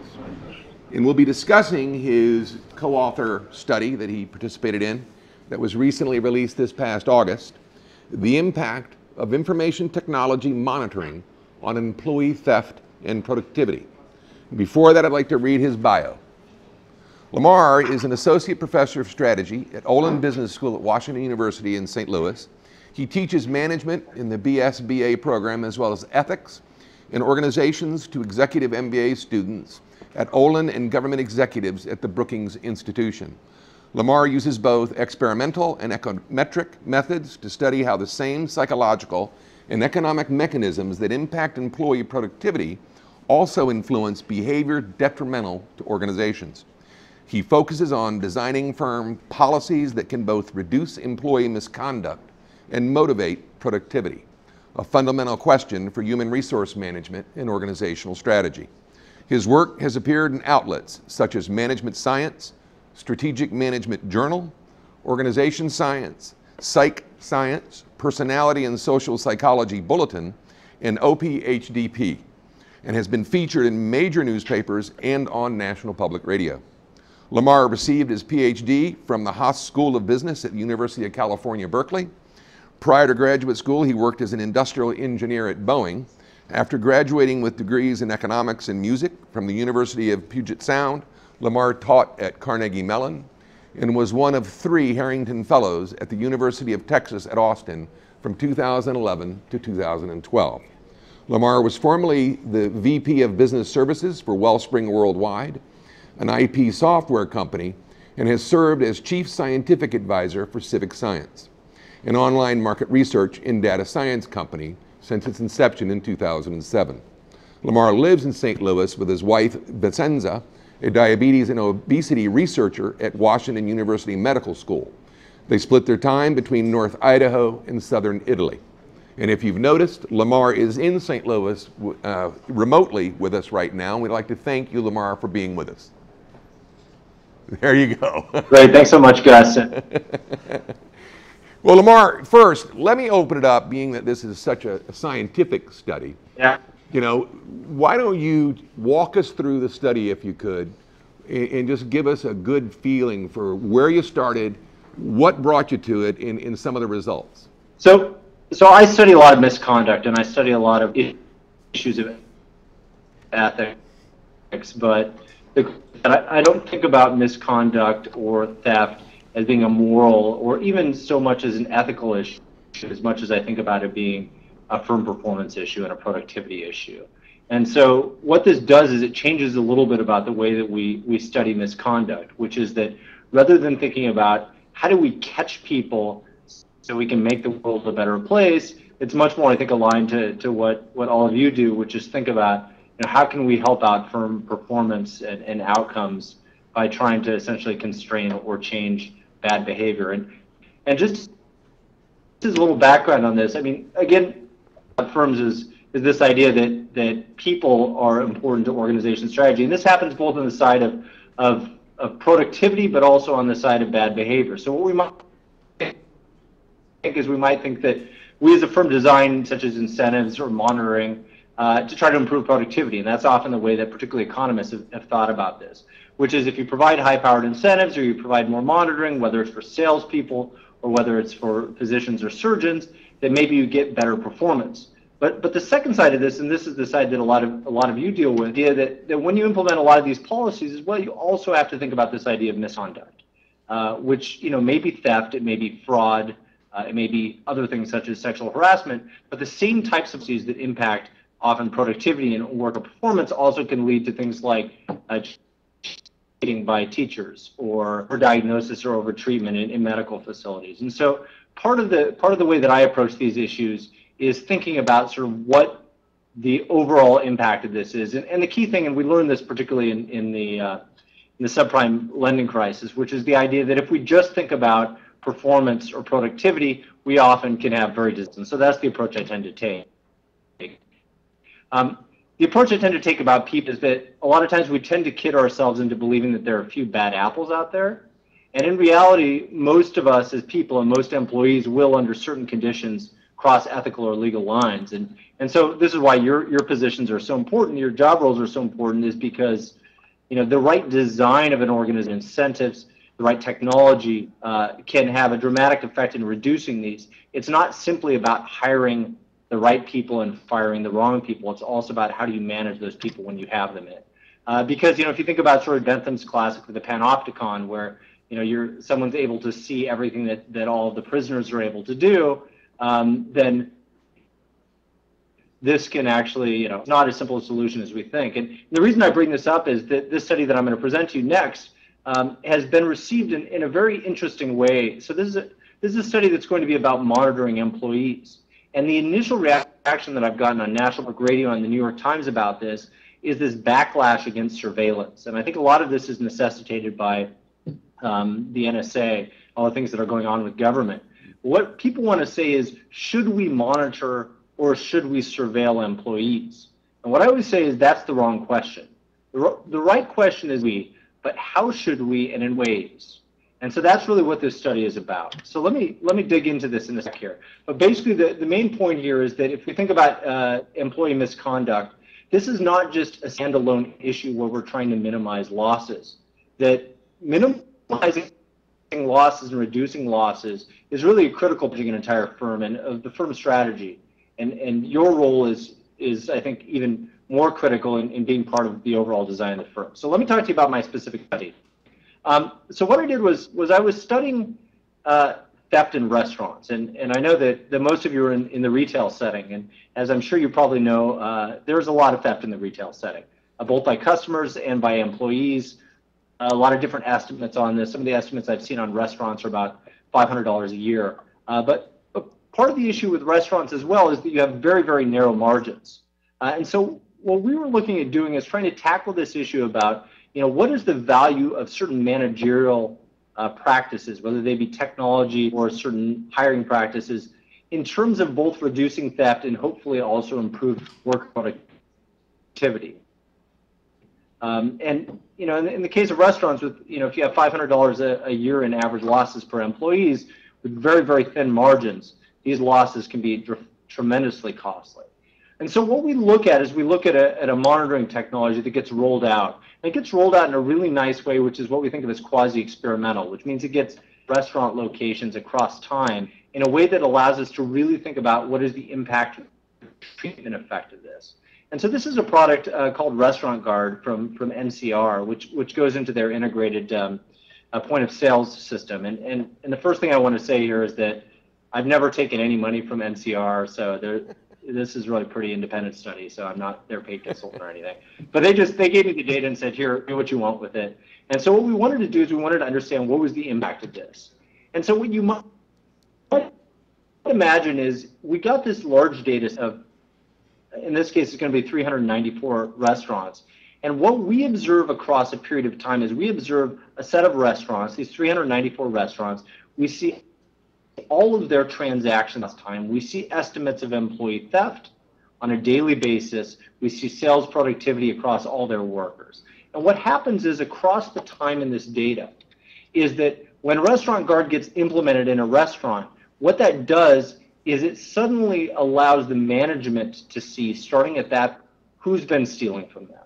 And so what that essentially does is it puts them over into a treatment category in a quasi-experimental setting. And across time, this happens to multiple restaurants. And so as time moves on, more and more restaurants get treated with this. That is, they get this technology.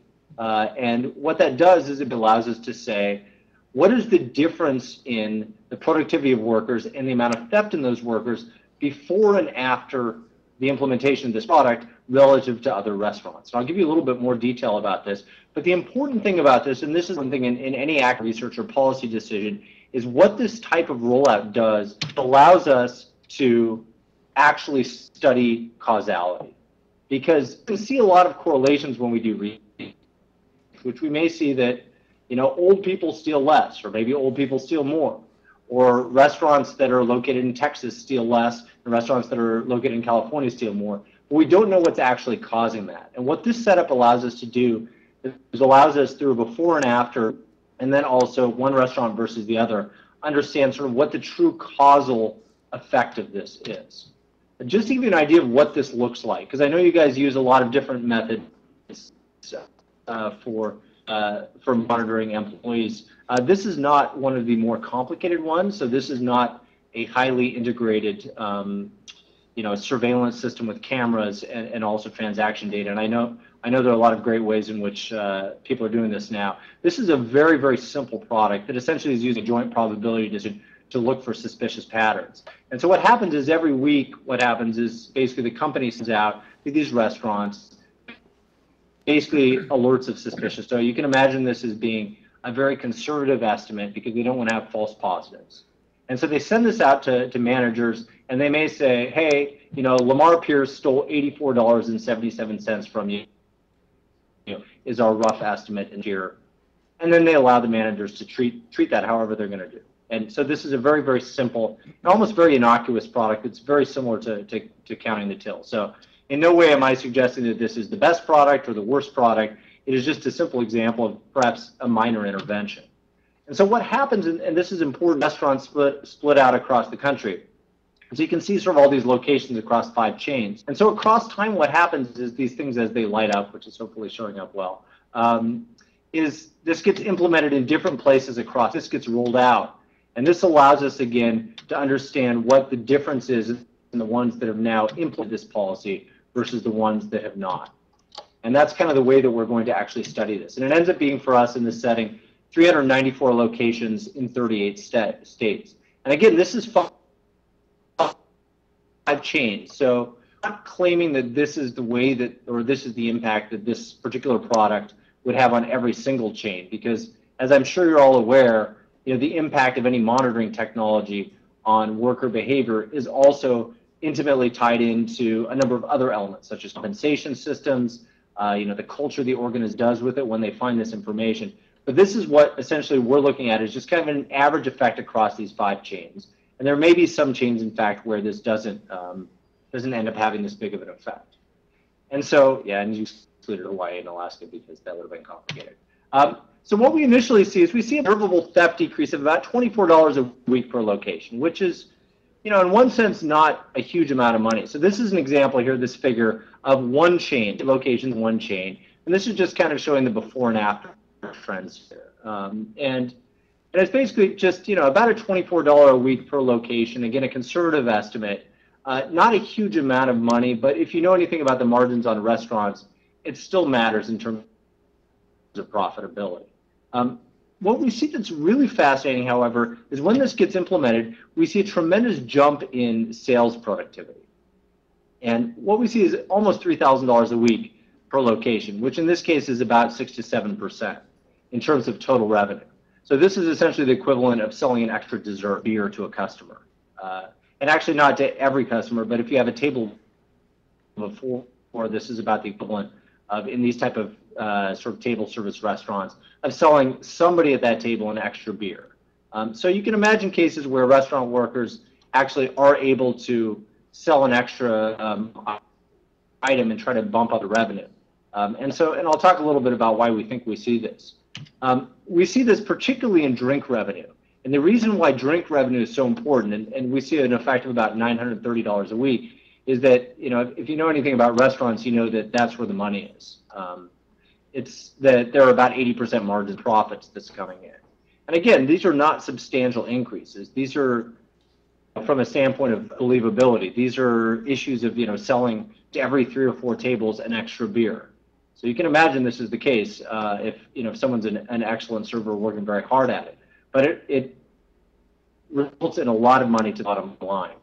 And you can see the same thing that happens as well to tip percentage. So if you think that tip percentage is a measure of customer service, what we see is an increase in percentage of about 0.3%, which seems really small, but it's actually really hard to move your average tip percentage up 0.3%. And so the net effective for workers, and this is the critical issue here, is you can get a sense of the profit for the firm, which is likely some estimate around 25% increase in profit. But the net impact for a worker actually ends up being almost an additional $1 per hour in tip-based wages. And that's kind of the critical element here, is that actually by cutting down for workers to steal, what it appears to be doing is it appears to be motivating them to increase their sales to replace that income with tips. We can't say for sure that that's exactly the mechanisms that's happening. There may also be some bump based on non-thieves being more motivated by essentially management cracking down on thieves. But one of the other remarkable things that we see in this study is we see that if you look at sort of at the average work level, you see an average decrease, and this is just a distribution of hourly theft losses per worker. And you can see that the dark line, which is post-treatment or after implementation, versus the dashed line, the pre-treatment, you can see that this all shifts to the left. And again, what we think about is sort of the area under this as being sort of the total. If you look at sales productivity, you see a pretty dramatic shift to the right. This is total check revenue per hour, so you can see it shifts almost up to $90 per hour. Drink sales as well shifts up, tip percentage a little bit as well. So you can see that the workers are getting better. And what this also suggests is that what this policy is doing is it's not replacing bad workers with good workers. It's taking the existing workers that are there and changing their behavior. And in fact, if we look at sort of what we don't observe is we don't see managers using this tool to fire a lot of people. And having interviewed a bunch of managers on this, most of them used it in the following way. Rather than sort of waiting and playing gotcha, what they did is they basically implemented a technology that allowed managers to tell employees, and they didn't actually have to directly tell every employee, they just kind of leak it to the workers, and the workers, of course, all talk amongst themselves, but to tell them, hey, we have this new tool, it's going to allow us to find out if you're stealing, and so that you aren't stealing. But if somebody were to actually steal, we're going to find out about it. And this simple sort of intervention allows workers to not feel accused, not be intervened with, and it simply sort of gives them a warning. And we actually see fewer and fewer people actually leaving the firm. And so what this tends to indicate is the restaurant's doing better, sorry, the workers are doing better, and this is actually a pretty innocuous. Now, a couple other points that I wanted to make about this. So one of the takeaways I think from this is that, in fact, if you think about changing misconduct such as theft, that you have to also think about the implications toward, in this case, what's nice about restaurants is because there's this pay for performance element. If you take away income from theft, they have a way to make that up that actually helps the firm through additional sales.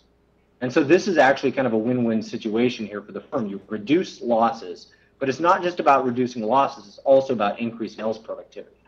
But the other important thing that I think comes away from this, and this gets back again to this debate, because I've gotten a lot of interesting posts on websites about this, where people have said, how dare you accuse workers of stealing? That's not very nice of you. And they say, surveillance is bad, monitoring is bad, we should just, inspire workers to greatness. And part of the point that I make back to this is that the key here, and this is actually a picture of the Panopticon, which was actually built in the only place you might imagine built it, which is Cuba.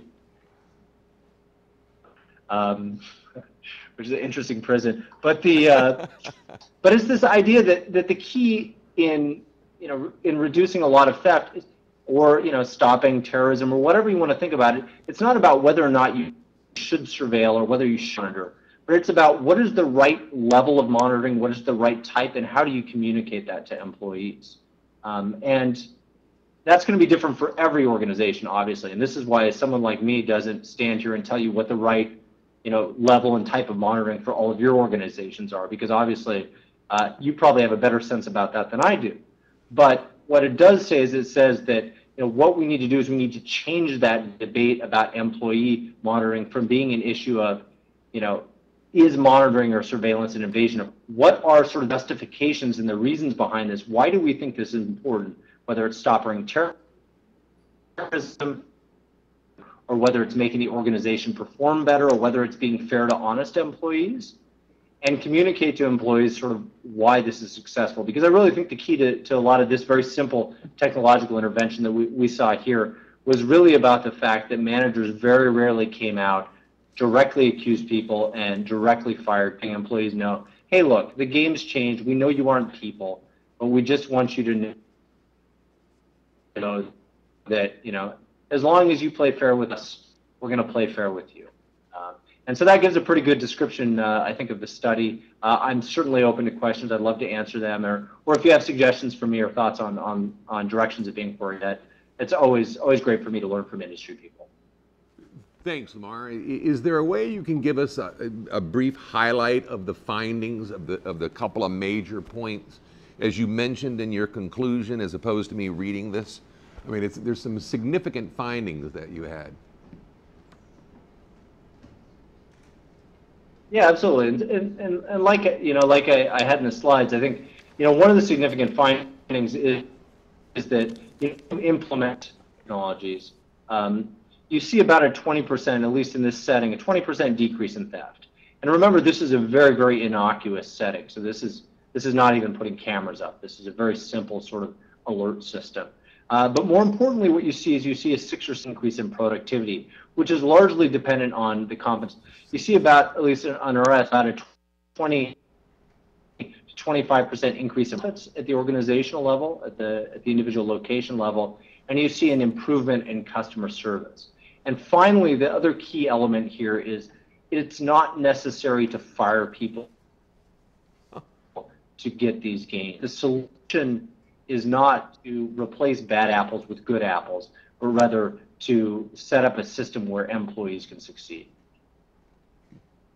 Well, one of the things that I saw was, in your final conclusion, was that it is as important to implement an IT monitoring system as it is to have a strong pre-employment screening program, that almost the two are parallel.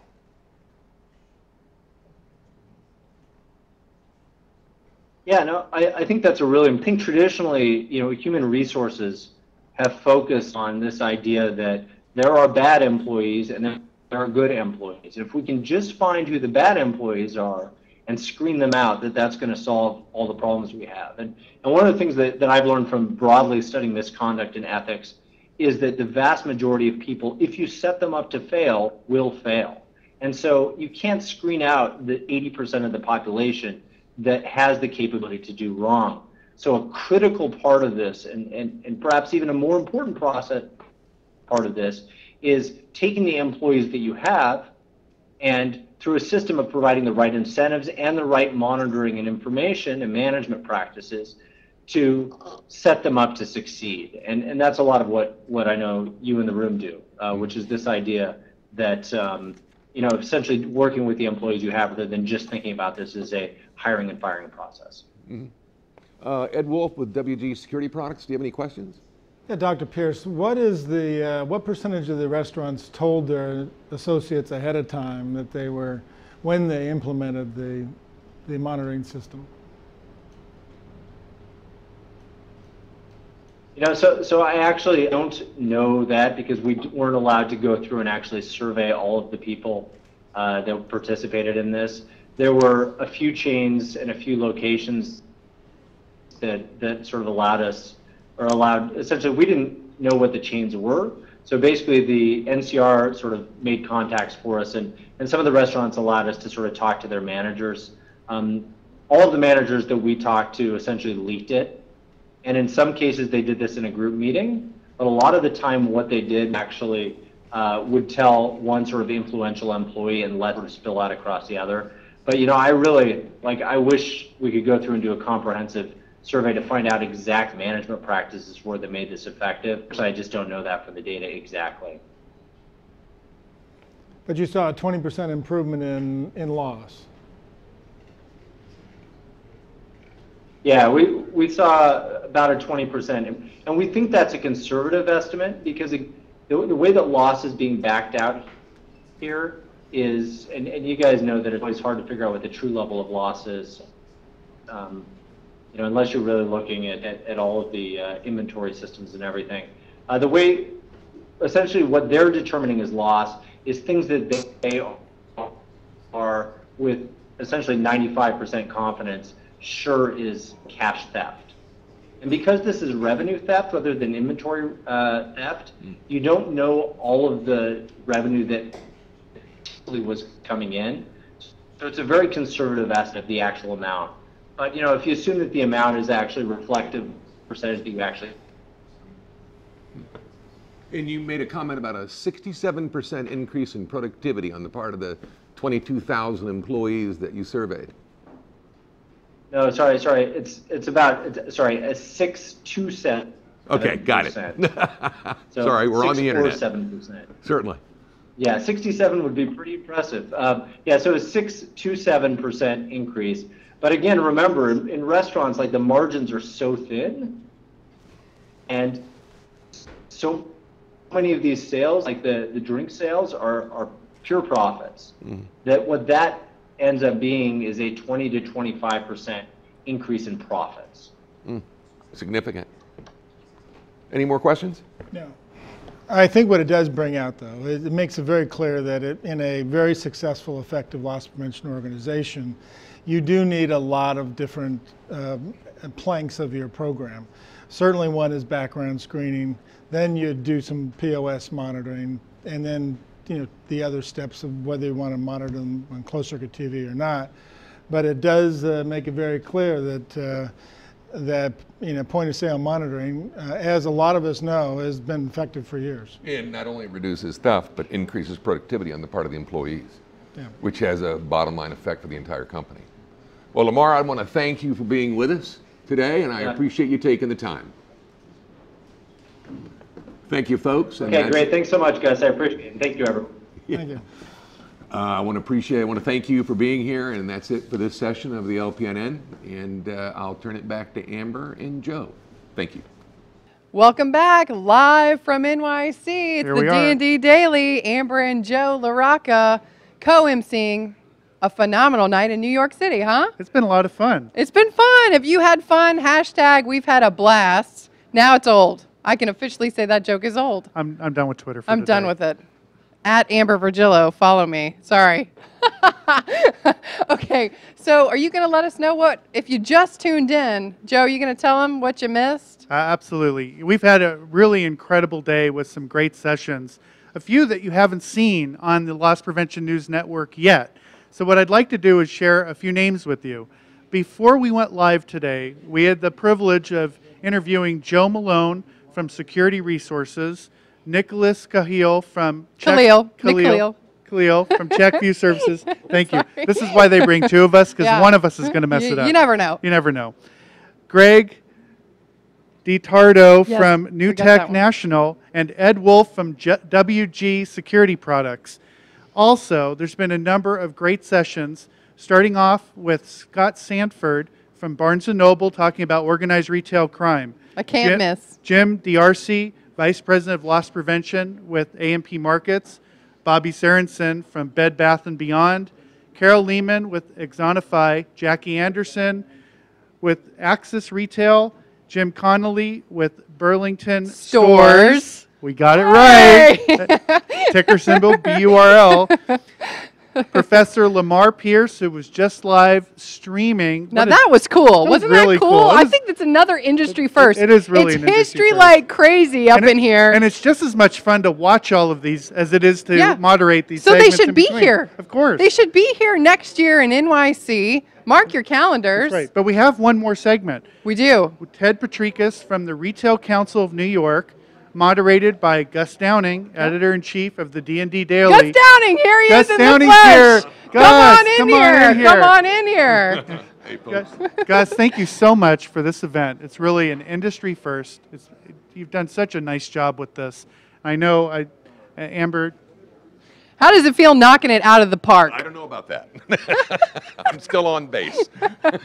He's still got one more to go. There you go. We know you need to get back, but we wanted to take this opportunity to both thank you for the opportunity to be here for this entire event. We're both really looking forward to dinner tonight. Thank you. And you've really done a great job in the industry, and tonight especially. Thank you. And as an innovator, truly, first in the industry. And I wanted to thank the both of you for taking the time to do such a great job.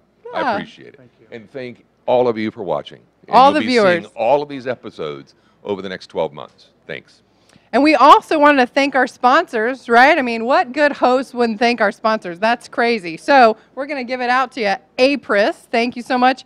Axis Cameras, Exonify, Bass Security, LPI, New Tech National, Verint, almost done. Security Resources, WG, Verisk Retail, and my all-time favorite, Checkview Corporation.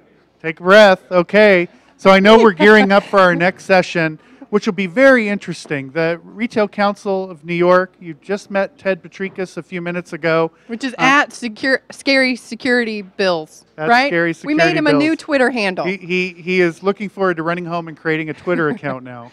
So I think. What's your Twitter account? LaRocca J. LaRocca J. Everything's Tweet LaRocca us, J. right? You can tweet me, friend me, link me. Only nice stuff, though. Only we don't nice want to hear from the haters. Yeah, please stop blowing up my phone. Photo bombing all day today. What's up with that? So we're thrilled to be here. We've got one more session and then a great dinner planned this evening. And for those of you that have not been to New York City for the National Retail Federation's big show, they have an exhibit hall full of incredible new technology that will be rolling out in the retail industry over the next 2 or 3 years. This is where you can come and do some intelligence gathering about what your CIOs, CFOs, CEOs are learning. They're all here. They're all here, what they're watching in terms of new technology.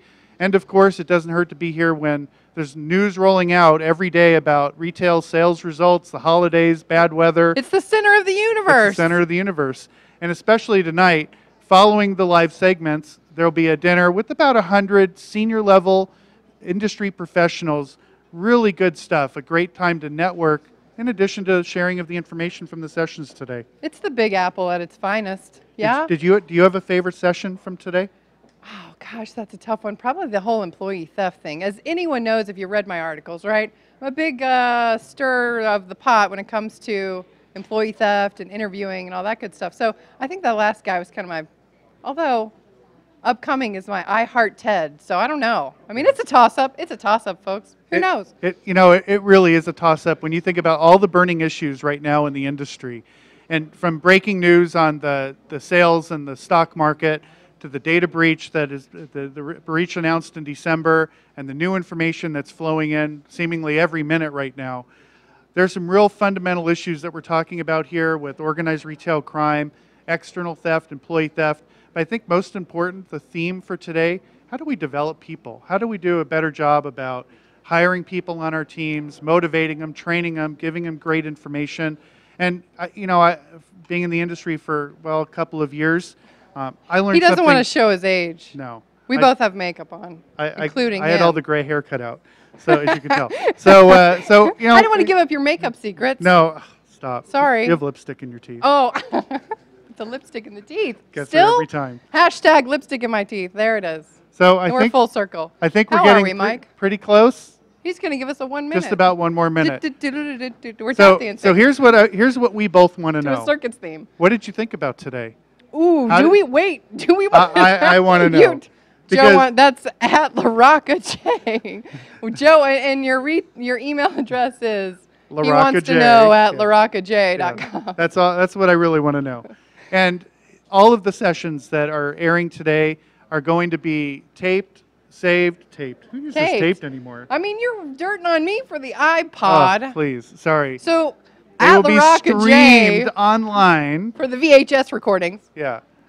Maybe you can pick up an 8-track while you're at it. And if you're not subscribed to the D&D Daily, Yeah, it's at D and spelled out D Daily. Yeah, that's right, Mike. you isn't can it? find out not just the daily news, but also daily news. D&D D&D Daily. It's daily. It's late. You can not only find out the latest news, but you can also get the links to these segments and much, much more. I have a feeling this is an industry-breaking event. We'll It's probably do it historic. a few more times. I don't know. You feel historic. like yeah, hey, why not? Might do it a couple more times. Yeah, why not? Yeah. It's fun. And Yeah, they're chatting. Is that a wrap it oh, up? we're, Okay. we're getting the wrap it up We're sign. fine. Mike's got You're the wrap it up missing sign. everything if you're not in Yeah. this room with us right now. Right here, A crowd right full now. of people watching. He's waving. They're all a little hungry too, but Yeah. they're all Ooh. watching. They're all waiting. We Geared have up a great for the segment last coming session. up. And take it away. Back to you, Gus Downing, Editor-in-Chief, Grand Poobah of everything. It's all yours.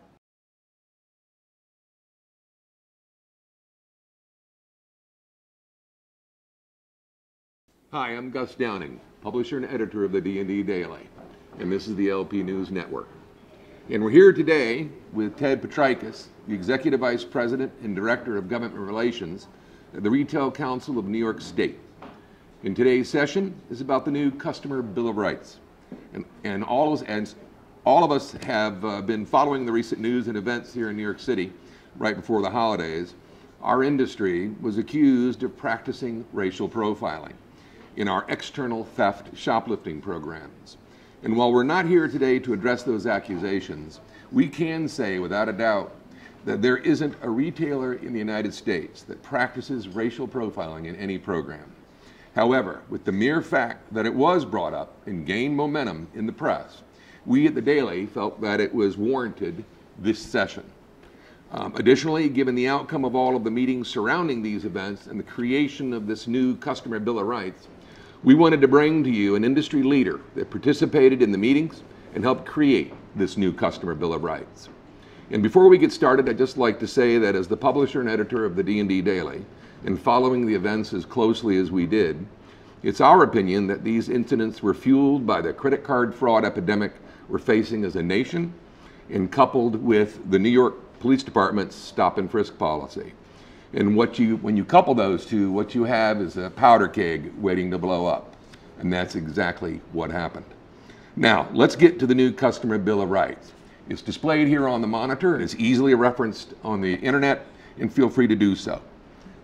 Ted, first I'd like to thank you for joining us here Thank today. you for having me, very much.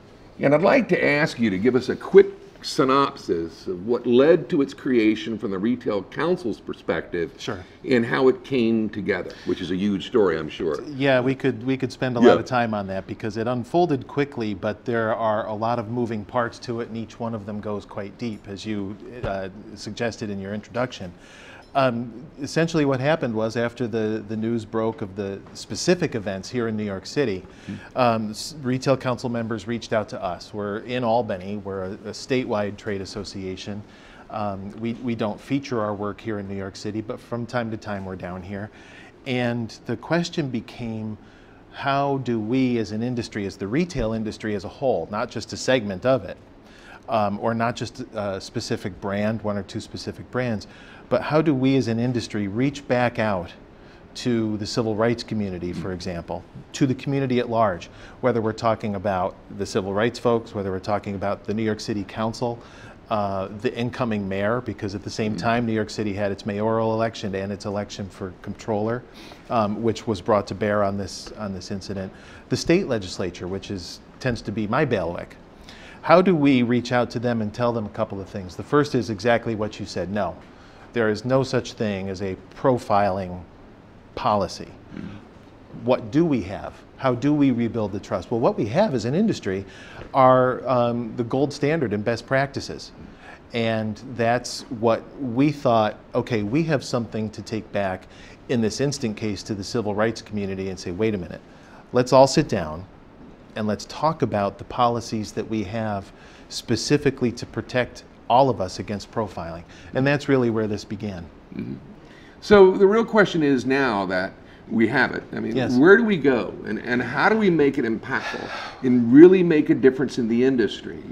And how do we integrate this so that it does make a difference and not just lose its true intention long term, as so many things do once the heat's off? Great question, and a very good way to put it. I can tell you that had you been at the meetings that we had with the civil rights community I was listening. on the 22nd of November and then again on the 9th, that's their biggest question. How do we make sure that this thing has some tentacles and it sticks, and how do we get it beyond those retailers who I would like to say bravely stepped up to the plate, along with our friends from RILA. Lisa LeBruno was there with us at the meetings, and to just listen to what we had to say and add some perspective. And how do you do this? Well, what the civil rights folks would like to see, and I think a lot of the retailers would like to see, is that this spreads as far as it can. And I know from my years as a lobbyist in Albany with the state legislature that there will be some state lawmakers, that there will be some city politicians, particularly in this new administration, who want to see how retailers really put this into play. Right now, I think because we took the step to reach out first, It's all voluntary. You know, there's no obligation for anybody to do anything. But do you want to take that best practice that you have? Do you want to proudly tell your customers from every constituency that when you come into this store, we won't do this, we won't do that, we won't do this, we won't do that, we want your money. That's, come in and shop. That's the welcoming, trustful atmosphere that I think the stores wanted to rebuild. And I think as people get more used to it and they see that it is not a legal document, it's not the Miranda rights, it's something that you just remind folks. You're not here because we profiled you. You're sitting in this detention room because we saw you steal something. That's why you're here. So that's what I think that ultimately is where this goes. Do you see the nation's retailers getting behind this and supporting its execution, so to speak? Well, some of the biggest brands in the country so far have. Right now, it's limited to New York State, and I dare say it's limited significantly to the properties in New York City, but that's not necessarily the case. Even up in Albany, I was doing some Christmas shopping and I saw the Bill of Rights as I walked in the vestibule of a major national retailer, and I wanted to stand by it and say, I wrote that, but I didn't. But it was good to see, you know, because you know this may be a bit of personal perspective coming into it because it's really been such a big part of my my job for the last 2 months. But do I think it should go beyond where it is now? Yeah. Are there stores that have committed to moving this beyond the 5 boroughs? Yes, there are. Will more come on board? It's up to them, you know, and they've had a lot of questions. Retail council members, I've spent a lot of time on the phone with general counsels, with loss prevention professionals from council member stores over the last couple months, telling them about it. And so much of what this is all about, you know, if you took the 8 or 9 points from that Bill of Rights, I think there are 8 bullet points. 6 of them are lifted almost verbatim from those best practice policies from different stores. It's an amalgam from the different policies. So it's highlighting what already existed. It's highlighting what already existed, and then we put in a couple things about New York State law that exists, including the licensure and the required licensure and training of security personnel. And then there's something in the state's general business law about reasonable times for detention. That's existing law. So we made up nothing in the Consumer Bill of Rights, the Customer Bill of Rights. It's all concepts, it's all a proffer from the retail industry that's been on that table for forever. It's just like, hey, let's tell everybody that you're all welcome here. And the impact goes beyond loss prevention. I mean, by posting it in the vestibule, in effect, you're sending a message to the entire employee population of that store, of that chain. That is absolutely true, and quite honestly, I think, and I don't want to speak for them because they're quite good spokespeople on their own, but the folks from the civil rights side of the equation, you know, at that first meeting that we had with them, we talked first about just expanding the training requirements so that they were more retail focused and that they were more focused on anti-profiling. One of the civil rights leaders stood up at the end of the table and he said, this is not just a loss prevention issue. It goes across every store employee. We want to feel comfortable from the minute we walk in. And it was interesting to hear that perspective, and quite honestly, it took away what I had planned to say for the next 2 hours, and we kind of had to regroup a little bit, but it made a good point that you just made. But ultimately, in the view, I think, of the state legislature, just based on my work with them over the years, it all redounds to how the loss prevention, the asset protection professional addresses a suspect. And it doesn't matter where it happened in the store.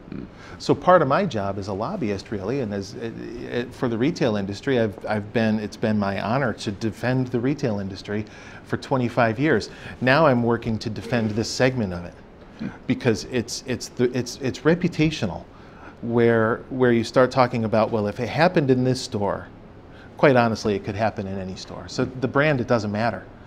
The fact is that it happened. The fact is that it happened at the hands of a loss prevention person, and so now in the minds of some state legislators and some city lawmakers, the goofy equation that they'll come up with is that all must be regulated in a much harsher way.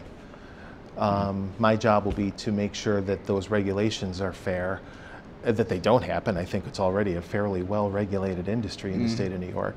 But we have some work to do, and I think the Customer's Bill of Rights is just the start. And you think there may be potentially some legislation coming down the road, even more so? We've already seen, the state legislature was not in active session from around June 20th of last year until today, being the first day of the 2014 session. In the interim, we've had a couple of bills that have percolated. One of them would more or less require loss prevention, NYPD to log in and out whenever they come in or out of a store. There's a second bill that monkeys around with the state's civil recovery statute. There's another bill that would limit the amount of time that that someone can be detained by loss prevention personnel. You know, do I see other things coming down the road? Yeah, I can imagine that you know, it's an election year in New York, so so no press release goes unpunished. But I can imagine seeing a few bills that will have something to do with where a suspect is detained for questioning, because that's been, you know, that's been a huge issue in the newspapers out here. So anything could happen in a legislative session, and in New York it always does. You know, I'm comforted by the fact that we're down 10 legislators right now because several of them are, you know, under investigation themselves. So we'll have a few things to talk about, but it could be an active session on this very issue. The Customer Bill of Rights is an early defense against it. And what is your opinion, although that's not really your arena, but what is your opinion of NYPD stop and frisk? I mean, with a new mayor, these issues right before the holidays, I mean, is there any discussion about that? Is the new mayor talking about it? I have no, that's way out of my league. 3 months ago, this whole issue was somewhat out of my league. I was very good on organized retail theft, but that was about it. If you That's another question for you. By the way. We'll get there. But to your point, I don't know what he's going to do. What I do know is that on December 9th, when we had our press conference with Reverend Sharpton, with Mark Morial, with Scott Stringer, who's the city's new comptroller, and that's a citywide seat with quite a bit of authority. All three of them said that we will be having a meeting with Commissioner Bratton. So I said to one of them on the way out, do you think we should have asked him first if we could have this meeting? And they all nodded and laughed and said, has he started yet? He'll meet with us. I believe he has, or he started. I don't know. I don't know the answer to that. And wasn't he associated with Giuliani's? Yes, he was. But here he is back in New York. Broken window theory, which kind of supports the stop and frisk, so to speak. Well, I'm looking forward to meeting with him to talk about what we've been asked to address with NYPD is blanket protocol. You know, but what our job from the Retail Council's perspective will be is to remind everybody, whether you're talking about the civil rights community or a state legislator or a city lawmaker, is that no two stores are alike. No two stores can follow the same protocol for their relationship with law enforcement from any agency, whether you're talking about a city, a state, a federal agency, whatever it is. No two stores in a single chain can really follow the same protocol, because the address of the store is going to say everything about how they deal with the police, and those are things that need to be kept proprietary. Are we as an industry willing to have a more global conversation about you know, hearing the wish list about what people would? Sure, I'll listen to anything. But at that point, it becomes our job to sort of filter that through and say, okay, thank you. Here's what's possible. Here's what's pie in the sky. And here, we're not even going to think about that as pie. We're going to think about it as there at that initial volunteer group, at the initial table of guinea pigs, but they were all voluntary. As they came on, you know, I do think, ultimately, do I see this gaining more traction? Yes. So if I'm an LP professional at a store that didn't sign on to this, that doesn't have this thing posted on the wall, you know, Retail Council members are free to call me at any time. and I can answer any questions that they have about its genesis, about why, what does this mean? Do I have any legal responsibilities? Not a lawyer, but you know, this isn't a legal document. So you know, there's nothing in stone on this thing. In fact, one of the points that we've raised with our friends on the civil rights side is that this has to be a living and breathing document. If they want to see this go national, which I think is on their list, then they have to understand that portions of it are New York specific. Portions of it will need to be changed, and I'm pretty confident that we can have those discussions. So one last question. Yes. When does New York pass an ORC law? How close are we? We have gotten it through the Senate every year for the past 3 years. And actually what we did was we split it, I think, into 6 different bills. You know, we had that one giant bill. Giant omnibus bill in New York State is not going to happen. We are up against a really, really tough battle in one of our 2 houses. You know, the state Senate has been a real partner on this thing. They've understood the depth and the breadth and the seriousness, not just to the retailer, but more importantly, and this is how we've established it, this is a consumer protection issue first. It's a state tax issue second. It's a retailer's issue third. And the Senate has been very welcoming of that, and we've gotten some, all 6 or 7 of the bills in the package have passed. In the state assembly, it's an entirely different kettle of fish. They look at things. It's very hard to get a new crime passed through the Senate, or through the assembly. I'm sorry. One of the bills, you know, I don't think I'm saying anything I shouldn't say. One of the bills has to do with increased penalties for theft through an emergency exit. And I honestly thought that last year we had a very good chance of getting that bill passed. A member of the assembly pulled me in to his office just before the session ended, and he said, what I'm worried about is that you want to charge a felony to the scared 10-year-old who stole a Three Musketeers bar and ran out the emergency exit. As you can tell, I'm rarely speechless. Yeah, that's a good response. I didn't quite know what to say, and then I just looked at him and I said, that's exactly what we want to do. Come on, Assemblyman. You know, but you know what? New York State does not move very quickly, and I think with every year we are chipping away at this idea that ORC is not shoplifting, shoplifting is not ORC, the breadth of the problem. Did the incidents of the last couple of months put a stake in the progress? Yeah, I think it did. And I think the biggest reason that the Retail Council got on board as quickly and as fervently as we have is to continue the momentum forward so that we can continue to move our ORC and our LP agenda forward on behalf of our members, and yet respond constructively, proactively, and I hope cooperatively with the civil rights community to show that we have a lot to show. We have a great story as an industry to tell, and I think the Customer's Bill of Rights is a really tangible way to do that. Fantastic. Great. Ted, thanks for being with us. It's a pleasure. Thank you for having us. That's it for this session of the LPNN, and I'd like to thank you for watching. And to wrap it up, we have Joe and Amber. Thank you. Hi, this is Joe. Welcome back. And Amber. And Amber.